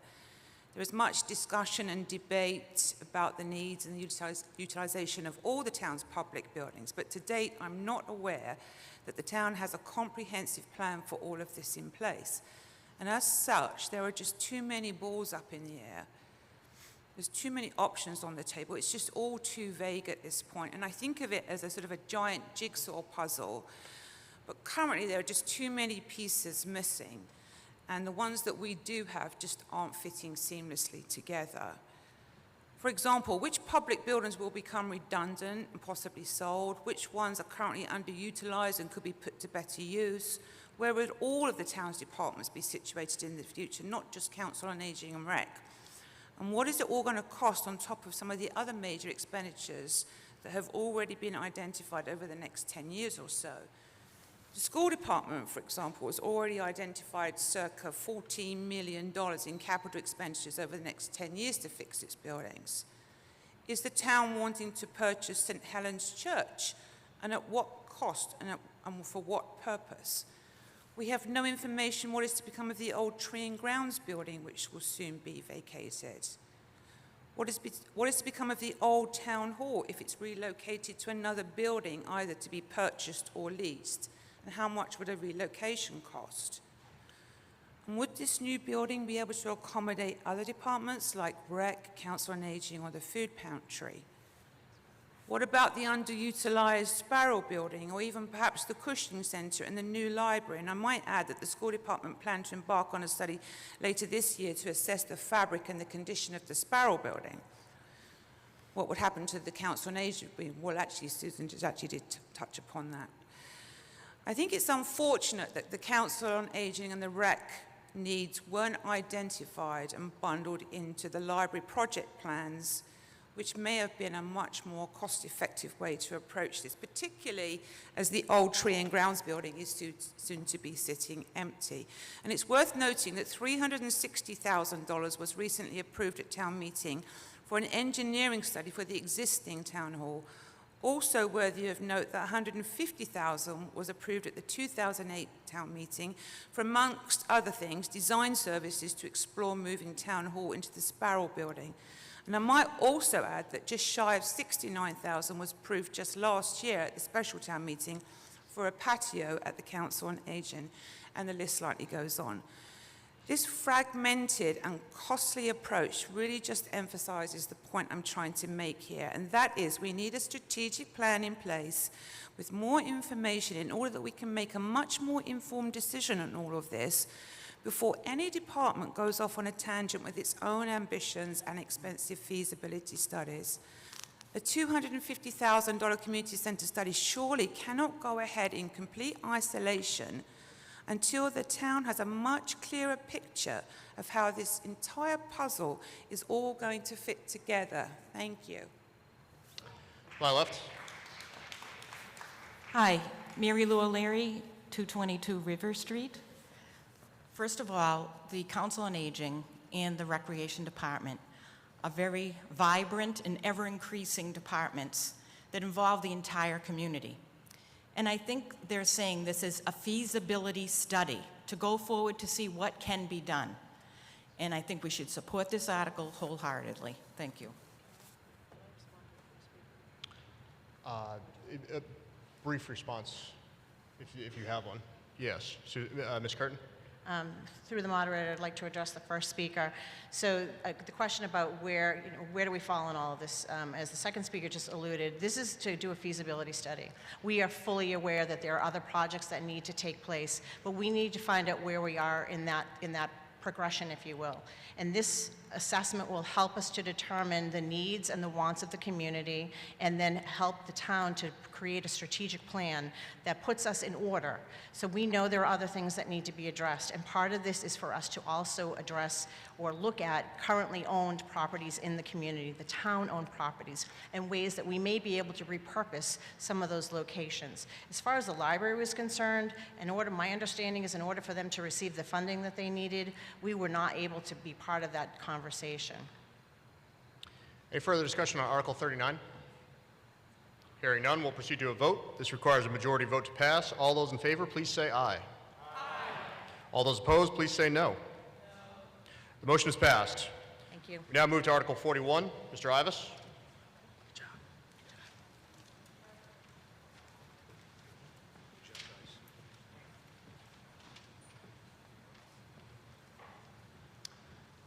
Steve Ivas, Winter Street, Water Commissioner.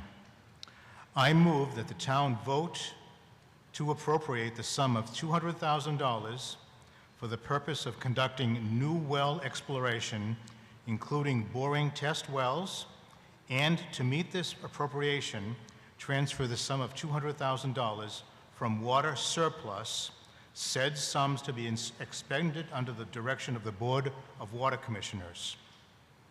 Do I have a second? Motion has been made and seconded. Mr. Ivas?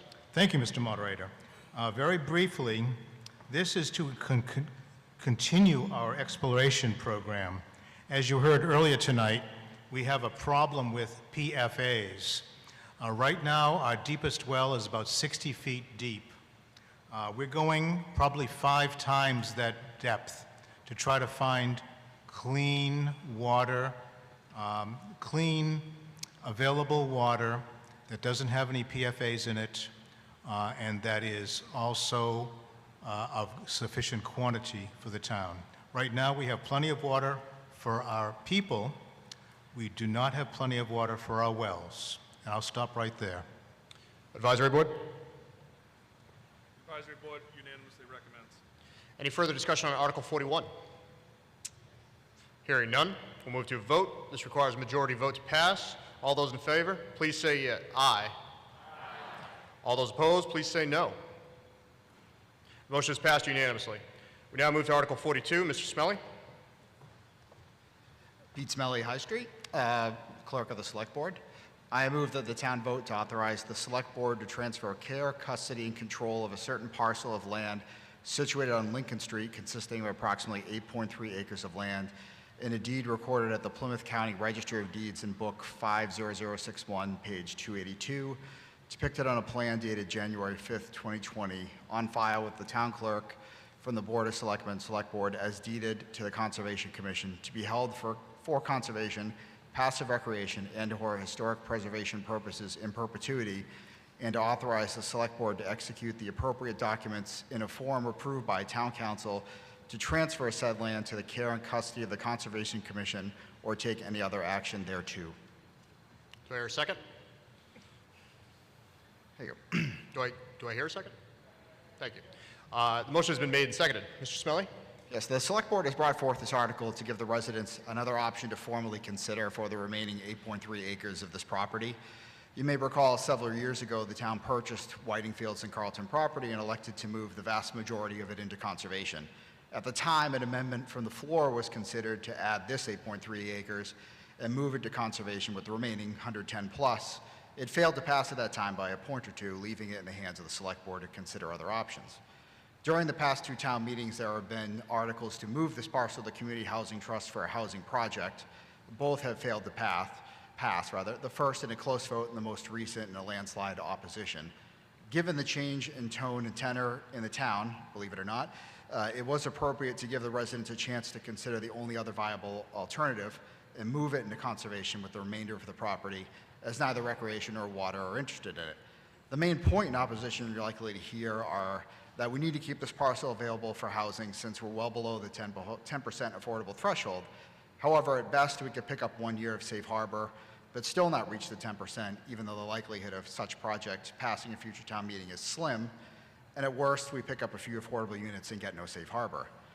The main point to move it to conservation and why I'm asking for your vote in favor of this article is every year you'll see subdivision after subdivision arrive each and every year as people seek to get their kids into our schools, and with it, more and more of our forested land falls to the axe.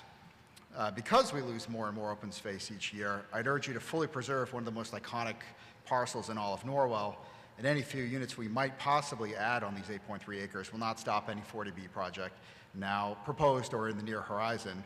All we're doing here is putting the benefit of future hypothetical residents over actual town residents that are here now, and the best possible use for this land is preservation. So for the last time, I ask for your support for Article 42. Advisory Board? The Advisory Board voted 6-3 not to recommend. Any further discussion on Article 42? To my left. I'm Mary Ellen Arapoff. I live at 61 Situate Meadow Lane. And I am here tonight on behalf of the board of the Norwell Council on Aging. And we're asking for people to vote no on Article 42, deferring the transfer of this town-owned property to the Conservation Commission at this time. Over the past 10 years, the cost of maintaining a property in Norwell has continued to increase. Seniors are faced with the decision of staying in a large home with higher taxes and expenses or trying to find a place to downsize. Those seeking to stay in Norwell have very limited alternatives for a smaller and more affordable home. Currently in Norwell, we have 2,761 residents over the age of 60, and in just the next 10 years, Those numbers will be increased by an additional 1,739 residents. These current and future town seniors are residents who chose to raise their children, chose to raise their families here, educate their children. They've coached sports, they've volunteered in many positions in our town government, and they've expended their energy on making Norwell a place that we all enjoy calling home. Unfortunately, though it's a seller's market right now, as there are few affordable alternatives for our seniors to move into, we often hear of long-term Norwell families moving to surrounding towns such as Scituate and Hanover, where they have been much more proactive in providing housing for options for our seniors. We are encouraging Norwell to finally be proactive also. Article 42 is putting more town-owned land into conservation, limiting the town's options in the future of how we may be able to effectively utilize this space and support a population that has given so much to our community. On behalf of the Board of the Norwell Council on Aging, we ask that you vote no on Article 42. Leaving this land as town-owned property provides us the time and flexibility in the years ahead to determine how we can further support our seniors and keep them in the town that they love. Thank you. To my right. Thank you, Mr. Moderator. Richard Merritt, 363 Cross Street. Ladies and gentlemen, I rise this evening to support this article that seeks to transfer the remainder of the land that has become known as the Carlton property to the care and custody of our Conservation Commission. For several years now, we've debated putting this land in conservation, which is what many of us believed the reason we purchased it for in the first place. I can remember back before the town was even given the opportunity to purchase it, that conventional wisdom at the time was, if we ever get the chance, we want to purchase this property and preserve it for future generations. This land was purchased with community preservation funds. The very title of that law, Community Preservation Act, would lead you to believe that funds raised under the act would be used to preserve our community. We were so fortunate to be able to purchase this property in hopes of preserving it from development.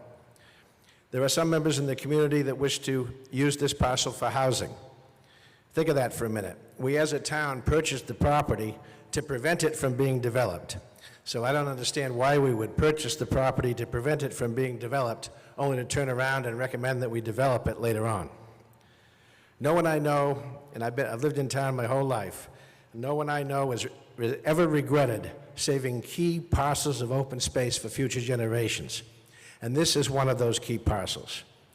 I want to leave you tonight with a short but relevant quote from Mildred Hastings, who many of you may know was a longtime member of our Conservation Commission many, many years ago, and she was known for her intense interest in protecting the land along the North River and elsewhere in town.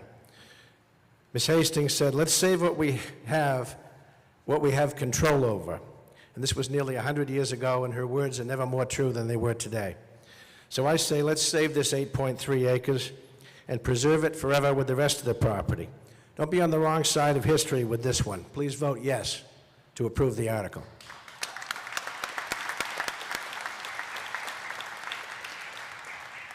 My left.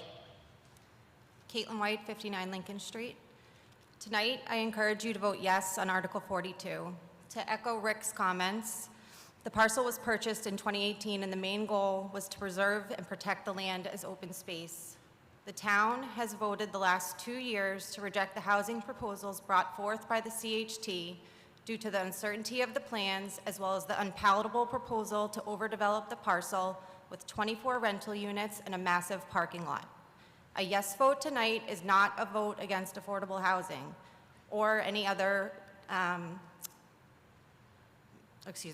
Yes vote tonight is not a vote against affordable housing.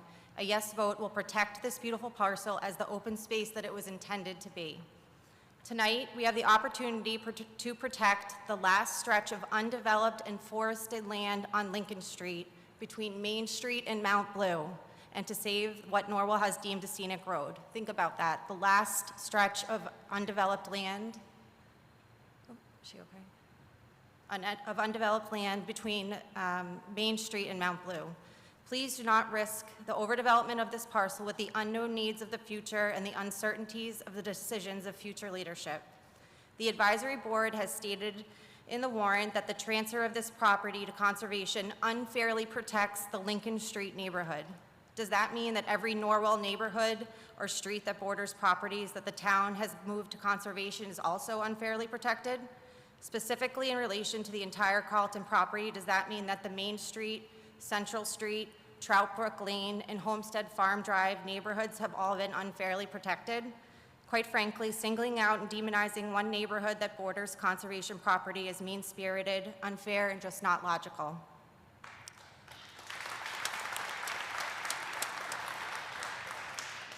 Please follow through with the 2018 goal to ensure this beautiful property is preserved and protected as open space for the entire town to enjoy. Please vote yes tonight to transfer the Carlton property to conservation. Thank you.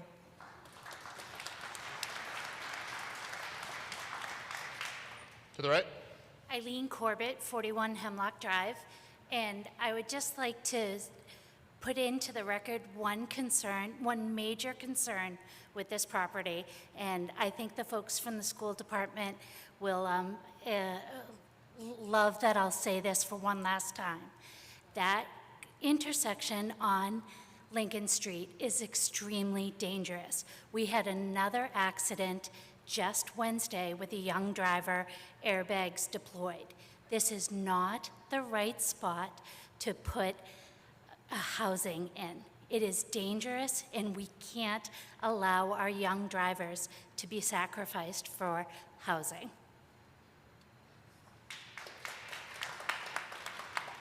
Left. Tim Wall, 2 Summit Drive. Mr. Moderator, I strongly urge all to vote yes on this article. We just approved earlier tonight $180,000 for trails in Article 31 and 36, and Article 38 approved $150,000 for the acquisition, creation, and preservation of open space. However, the advisory board and some on the select board are against the transfer of the Carlton land to conservation and are fighting in court to block a 2/3 majority vote of this town meeting legislature for the transfer of the Wildcat land to conservation. If we just approved $330,000 for trails and open space land acquisition, how can we not transfer these lands that meet all of the conservation criteria in both locations, which we already own and will cost the taxpayers nothing more? One member of the select board often brings up the high tax burden in town, which I'm sure we all agree to. But how does it make sense then that we would approve spending $150,000 for the purpose of open space acquisition when the select board will not transfer the lands which we already voted to transfer to conservation, or this land, which will again cost the taxpayers no additional money? Land that already has connected trails and is maintained forever by residents and not our tax dollars. The Carlton land meets all the aesthetic, wildlife, habitat, and recreational objectives of the Conservation Commission and our open space and recreation plan objectives. Further, housing on this property has failed twice before. I believe it's time to vote to move the Carlton property to conservation and cross our fingers and hope that the select board will actually carry out the actions of that vote. And for those that say, what's the urgency? Why do anything now? Why not just wait? That's the talk of politicians that wait their time until they can finally get their personal agenda passed. There's no reason to wait. The community has spoken on this for 3 years in a row. Please vote yes and move this land to conservation this year. Thank you.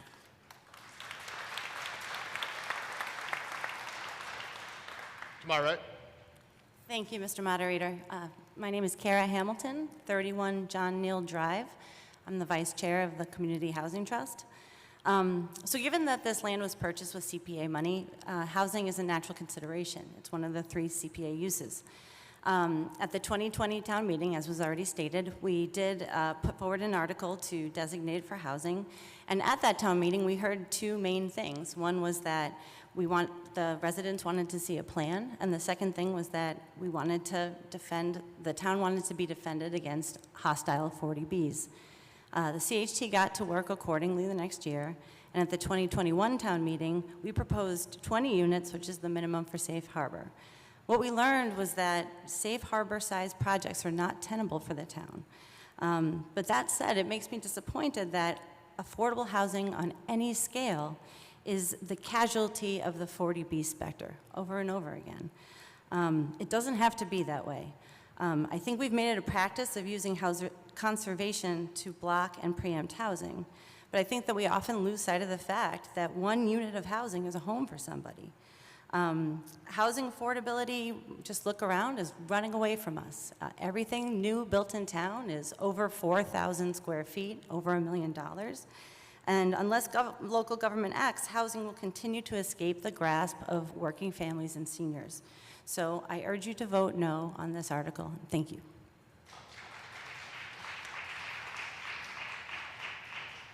To my left. Mary Beth Shea, 52 Franklin Road. I understand people being protective of both their neighborhood and of our town. It certainly does not make anyone a bad person to feel this way. I do believe we all have the same goals, to do what's best for our town. Change is scary, but in this case, a small change can actually help protect us from hostile 40B developments and ultimately result in less change to our community. Listening to the arguments, I keep thinking about the late Peter Smelly Sr.'s words. Everyone wants to move to Norwell and then close the door behind them. Traffic concerns are often the reason subdivisions are opposed. Norwell Homes, where I live, was one of the neighborhoods initially opposed, and those concerns proved to be apocryphal. I also think about Donovan Farms, where we were able to have both open space and the Donovan Farms development. There's no magic number for the amount of acreage required for open space. Out of 124 acres, why can't we use 8 for housing? We can have it both ways. With real estate prices skyrocketing, there are fewer and fewer housing options for our teachers, seniors, municipal workers, police and fire, to name a few. I believe strongly that this is the right thing to do, selfishly, to protect our town from unscrupulous 40B developers, and unselfishly, to offer moderately priced housing. Please join me in voting no on this article. Mr. Mount's going to speak, and then you. On my right. Thank you, Mr. Moderator. Kathy Benedict, 21 Madison Court. I'm a nurse. I care for people. And what I'm hearing here is, I'm not hearing you care for people, I'm hearing you care for spaces. I think we should care for the people in our town, youngest to oldest. I feel like that's something that we all have a responsibility to do. And I grew up here. I don't think I'll be able to stay here if we don't have 40B housing, something like that at some point in time. I will be one of those people that have to move out. I am one of those people that are going to be in that 10-year range. I'm 50, I'll be 56 this year. I won't be able to stay in Norwell for 20 years. I'd love to. It's where I've called my home the last 45. Thank you. We're going to go to the left. Thank you, Brian Carroll, 7 Highfield. A lot of the debate tonight is a back and forth, it feels like, between affordable housing advocates and conservation advocates, and statements like conservation is being used as a tool to block affordable housing. It doesn't need to be that way. And I don't think as a town, I think as a town we need to get out of this mold of viewing these two things as so opposed to one another. It's been pointed out that this land was acquired with CPA funds. The CPA allows us as a town to use those funds for both affordable housing and and conservation. And you might think, in a town like this, how could one law possibly provide for both purposes? And it's actually very clear if you look at the text of the CPA itself. And the CPA basically says, if you're going to use CPA funds to build, don't build on open space lands. Use CPA funds to preserve open space lands and use CPA funds to repurpose existing development and use lands that have already been developed and turn those into community housings. I just want to read the actual section, 5B2 of the CPA. And that section says, with respect to community housing, the Community Preservation Committee shall recommend, wherever possible, the reuse of existing buildings or construction of new buildings on previously developed sites. So what the CPA law says itself is use these funds to preserve open space, use these funds to pursue community housing initiatives, but they don't need to be in conflict. We can, as a town, can pursue community housing on developed sites, and we can preserve our natural resources. So I think now, after a couple years of debating this, now's the time to move this open space land and protect it, like Mr. Merritt said, for future generations. We will find opportunities to build affordable housing in town on other sites. Thank you.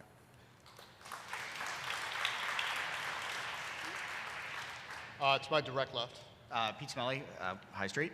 I don't remember that Peter D. Smelly quote that much. Probably old school Pete D. Smelly. The older Peter D. Smelly is a little curmudgeon-y and wanted to preserve stuff. But just one quick point of order. The 8.3 acres, about 5.3 of it is wet. Just for clarity, it's only about 3 acres is even buildable at all. Just a quick point of order. We'll go to my left. Okay. Bob McMacken, Prospect Street. As been mentioned a number of times this evening, this land was purchased with community preservation funds, which we all contributed to. And it has also been mentioned those funds are to preserve the character of a community in 4 distinct areas: preserving historical character, preserving recreational opportunities, preserving open space, and preserving affordable housing. I'm also one of the many people I can see by looking around the room that fits in the category of being an elder, which is now apparently 60, not 65, according to an earlier presentation, which also makes me one that's probably going to have to be downsized like a number of people in this room. And I think there need to be opportunities, and I do agree both can be done, and I think that particular parcel is one very good one, which opens a good portion for open space and a very small part for affordable housing, which could be very valuable for persons like myself and many others sitting in this room. Thank you. Thank you. I'll go to the right, and my intention here is not to privilege speakers who went earlier in the debate and those versus those later, but I will ask that if somebody has stated a position that you now agree with, please just state that, but please only offer new information for the debate. But to my right. Yeah, hi, Jonathan Ames, 62 Central Street. Been coming to these meetings for a number of years now, and we always kind of hear the same things from some of the folks here that, geez, they really want to help out with the affordable housing, but this just isn't the right project, or this isn't the right area to do it. And it's kind of the same old thing. So I would urge you to defeat this proposal, and I think we should get on with actually building the affordable housing that we need so badly. Thank you. Actually, okay, fine. You've ceded your position to Ms. Hibbard. To my immediate left. Liz Hibbard, 887 Main Street. I'm actually going to take a totally different approach to thinking about this. We've been challenged through prior speakers to think about being strategic, evaluating full plans before we hasten to making decisions, which I'm in full agreement with. A couple of prior speakers have highlighted that because this land was purchased with CPA funds, there are other uses for it. So while we continue to debate about housing, community housing, which is near and dear to my heart, I actually think we need to broaden our focus and pause and hear from other groups, such as Recreation, who just told us there's a shortage of fields.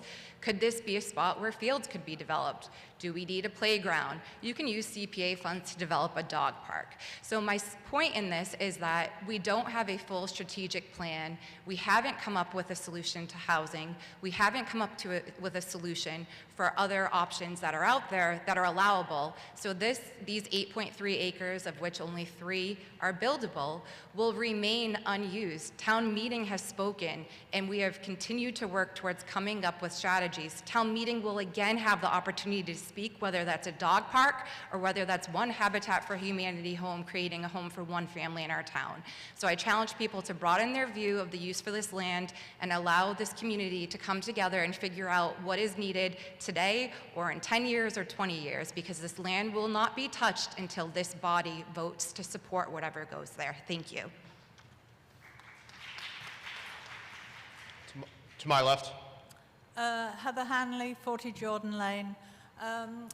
I would like everyone to vote yes to give the 8 acres to conservation land. We've been talking about what to do with this land since 2018. When back in the town meeting in 2018, when we were asked to vote to buy the land for, I think, over $3 million, we were assured that the land would, we would keep the vista, it would maintain, so we'd maintain the feeling of the town center. And I think the proposed affordable housing 2 years ago and last year was voted down, and I think we need to move on, give the 8 acres to conservation. We have a strategic plan which requires, the goal is for 30% of land in Norwell to be for conservation and unbuilt. This goes towards that, and I think, as the previous lady spoke, we need to have a serious strategic plan moving forward for all aspects of development. To my right. Ellen Allen, 18 Meadow Farm Way. Mr. Moderator, I move the question. Hearing a second.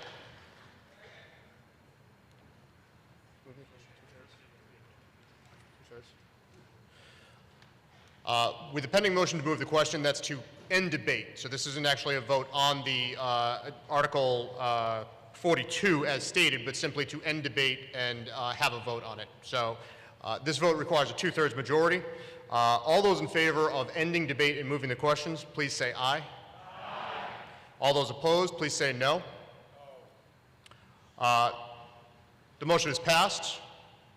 We'll now proceed to a vote on Article 42. This requires a 2/3 vote to pass. All those in favor, please say aye. Aye. All those opposed, please say no. No. We'll go to the pink cards again.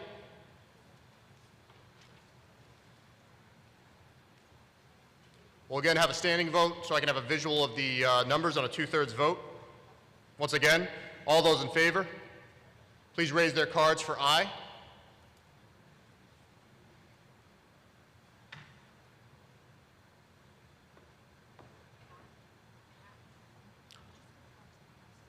You can lower your cards. All those opposed, please raise their cards for no.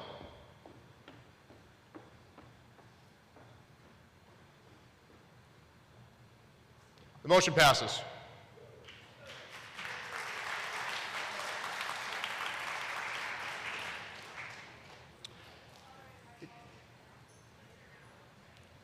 There's been one call for account. Requires 7 total in order to move to account. Anyone who's asking for account, please identify yourself as such. Can I do it from here? You can. I'd like to challenge the count. Identify yourself by name. Obviously, they've heard you speak. Jesse, identify yourself by name just for... Jesse McSweeney, 346 River Street. Thank you. Liz Hibbard, 887 Main Street. Bruce Graham, 83 Barstow Avenue. On my left. Kristen Ford, 72 South Street. Stay on my left. Kara Hamilton, 31 John Neal Drive. Mary Ellen Arapoff, 61 Situate Meadow Lane. That's 6. Can you identify yourself? Rachel Wallem, 15 Blackthorn. All right, that'll be 7. Could I have my tellers in the front again?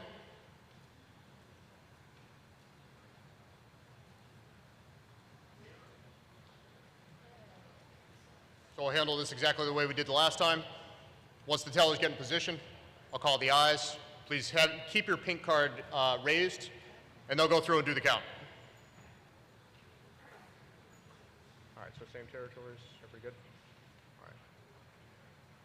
Say it again? Yes. Okay.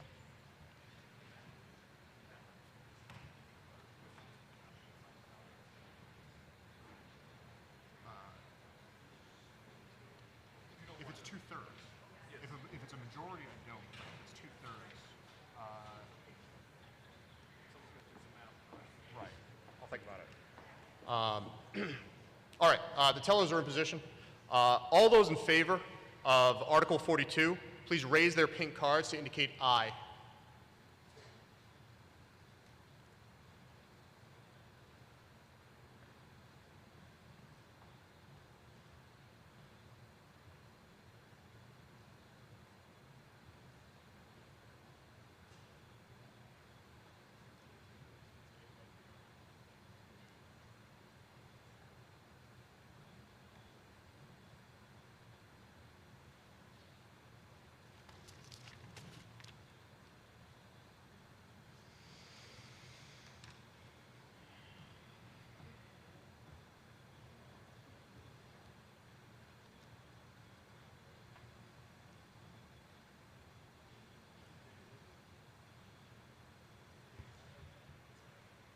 And you got. Thanks. Have the tellers got their count? All right, you can put your cards down.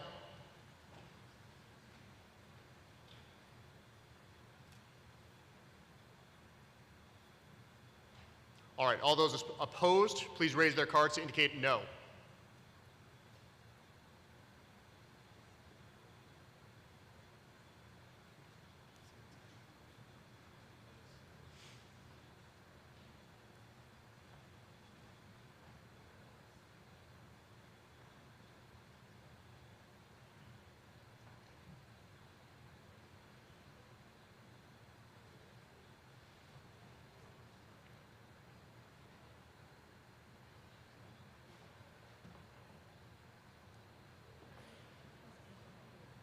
She's counted the board here. I know, it's after 11.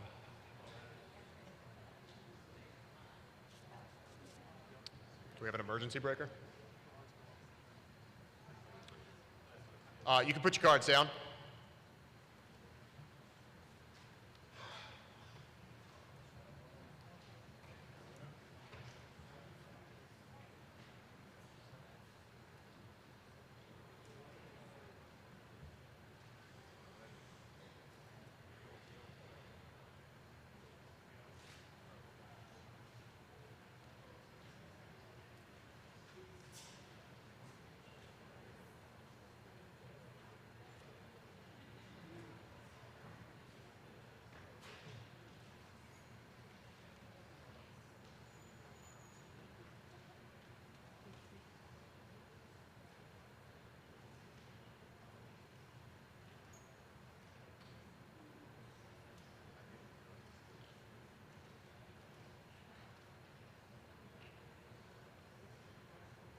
Fails. Yeah. Yep. Just do it to confirm and write the math down.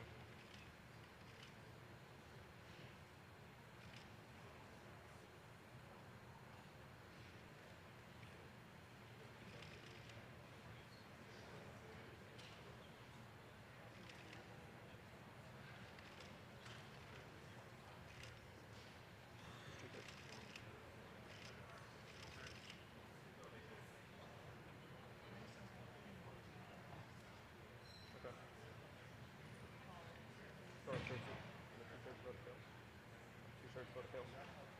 Yeah. Two-thirds. All right.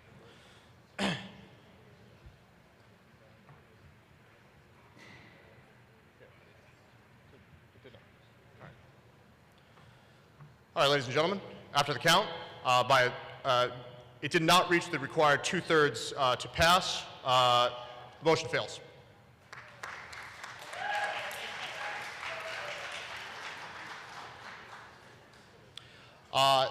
As you can tell by the flickering lights, we are now past the time where we can continue town meeting. Just so we know our options, we could, as town meeting, move to suspend the rules and continue. There's an additional 6 articles that are pending. That would not require us to come back tomorrow night. However, it seems that people are voting with their feet, so that may very well be the basis. Nonetheless, I will entertain a motion to suspend the rules, if so moved. Do I have a second? Second? This requires a 2/3 majority in order to continue and complete the remaining 6 articles, as well as I'm sure what everybody's here for, which is fish rights. All those in favor of suspending the rules and continuing town meeting until we complete it, please say aye. Aye. All those opposed, please say no. The motion passes. We now move to Article 46. Mr. Saunders. Thank you, Mr. Moderator. Will Saunders, Norwell Conservation Agent. I move that the town vote to amend the Norwell Town Code, Part 4, Land Use and Natural Resources, Chapter 65, Stormwater Management, Article 3, Stormwater Management and Disturbance of Land as set forth in Article 46 of the May 9, 2022 Annual Town Meeting Warrant, and further to authorize the town clerk to make any necessary numerical or other clerical changes and adjustments to insert the same into the town code. Motion has been made and seconded. Advisory Board. Advisory Board unanimously recommends. Any further discussion on Article 46? Hearing none, we'll move to a vote. This requires a majority vote to pass. All those in favor, please say aye. Aye. All those opposed, please say no. The motion passes unanimously. We move to Article 47. Mr. Saunders. I move that the town vote to amend the Norwell Town Code, Part 4, Land Use and Natural Resources, Chapter 61, Conservation Commission, Article 1, Wetland Protection, as set forth in Article 47 of the May 9, 2022 Annual Town Meeting Warrant, and further to authorize the town clerk to make any necessary numerical or other clerical changes and adjustments to insert the same into the town code. Motion has been made and seconded. Advisory Board. The Advisory Board voted to recommend 5-1-1. Any further discussion on Article 47? Hearing none, we will take a vote. This requires a majority to pass. All those in favor, please say aye. Aye. All those opposed, please say no. The motion is passed. We now move to Article 49. Mr. Saunders. I move that the town vote to appropriate the sum of $10,000 to fund the purchase and installation of up to 10 dog waste stations in high-use areas of town, and to fund a 1-year pilot program for weekly service to clean out stations, maintenance, and restocking of waste bags. And to meet this appropriation, transfer said sum from free cash, said sum to be expended under the direction of the Conservation Commission.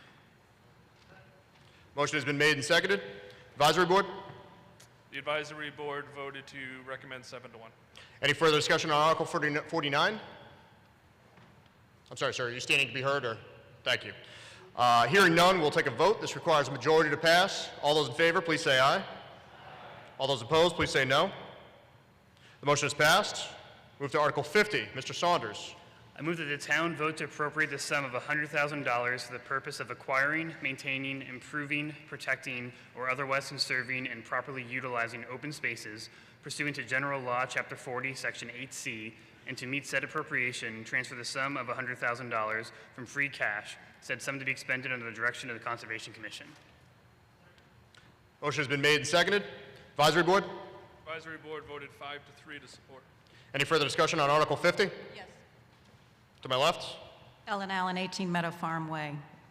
I urge you to vote against this article. I do not think this funding is needed for the Conservation Fund. The Conservation Fund currently has over $500,000 in it. It can be spent by a majority vote of the Conservation Commission. That's $500,000 that would go to over $600,000 that can be spent by 4 people. We don't have a threshold like that for the way anybody else, nobody else gets a pot of money for something like that. But perhaps even more importantly to me as a budget nerd here in town is that if we're gonna give more money to the Conservation Commission to spend, to buy land or whatever they might do, it should not be coming from free cash. It should be coming from the CPA as it always has. There is plenty of money available from the CPA for the Conservation Commission to use. We've approved several articles for them tonight, 6 figures of articles for these sorts of things. Some of these are the same things that we give Glenn Ferguson millions to do. Our free cash is for our capital expenditures, all of the road work. It's for cleaning up after the storm. We spent $400,000 on that. We spent $300,000 on snow and ice. We need to preserve our free cash for those essential things. As I said, there's plenty of money in the CPA to top up what the Conservation Fund has. They have over $300,000 in the CPA bucket that's for open space. And they can also tap into the $2.3 million of undesignated funds in the CPA. I urge you to vote against this. Any further discussion on Article 50? Hearing none, we'll take a vote. This requires a majority vote to pass. All those in favor, please say aye. Aye. All those opposed, please say no. No. Vote fails. Now move to Article 51. Mr. Graham. Bruce Graham, 83 Barstow Avenue, member of the Select Board. I move that the town vote to authorize the Select Board to acquire by gift, deed, or otherwise a grant of easement or easements from the developer of the Hitching Post Lane subdivision in a form acceptable to Town Council. Do I have a second? Mr. Graham, you have a presentation? Beg pardon? Mr. Graham, you have a presentation? Yes, well, very briefly, this happens all the time when a subdivision is built and stormwater has to be handled. This allows the town to enter the property in order to deal with catch basins or clean out retention basins. So because it's a permanent transfer of an interest in real estate, it requires town meeting approval. Advisory Board? Advisory Board votes to recommend. Any further discussion on Article 51?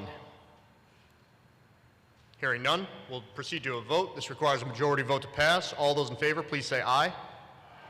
All those opposed, please say no. The motion is passed unanimously. We now move to Article 54. Ms. Stout.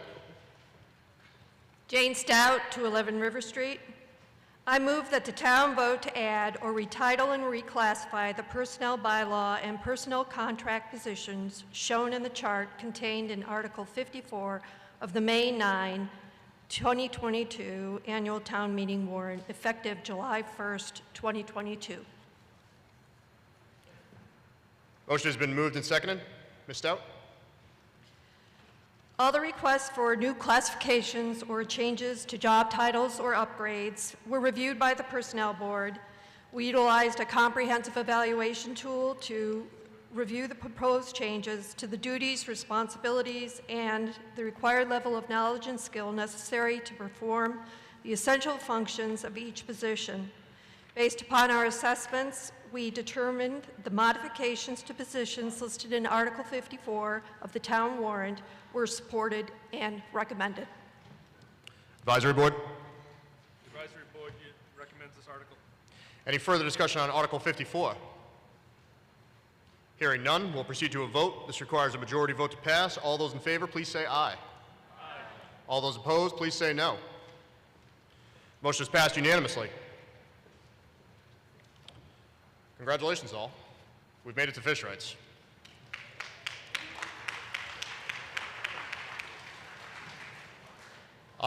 If you've made it this long, I suspect you've been to a town meeting before. I'm not going to belabor the thing. I'm not going to explain what fish rights are. It's a long-standing tradition, and this is essentially an auction of who wants to purchase the fish rights. Do I have a bidder starting at $50? We have $50. Do I have $75? We need two. $75?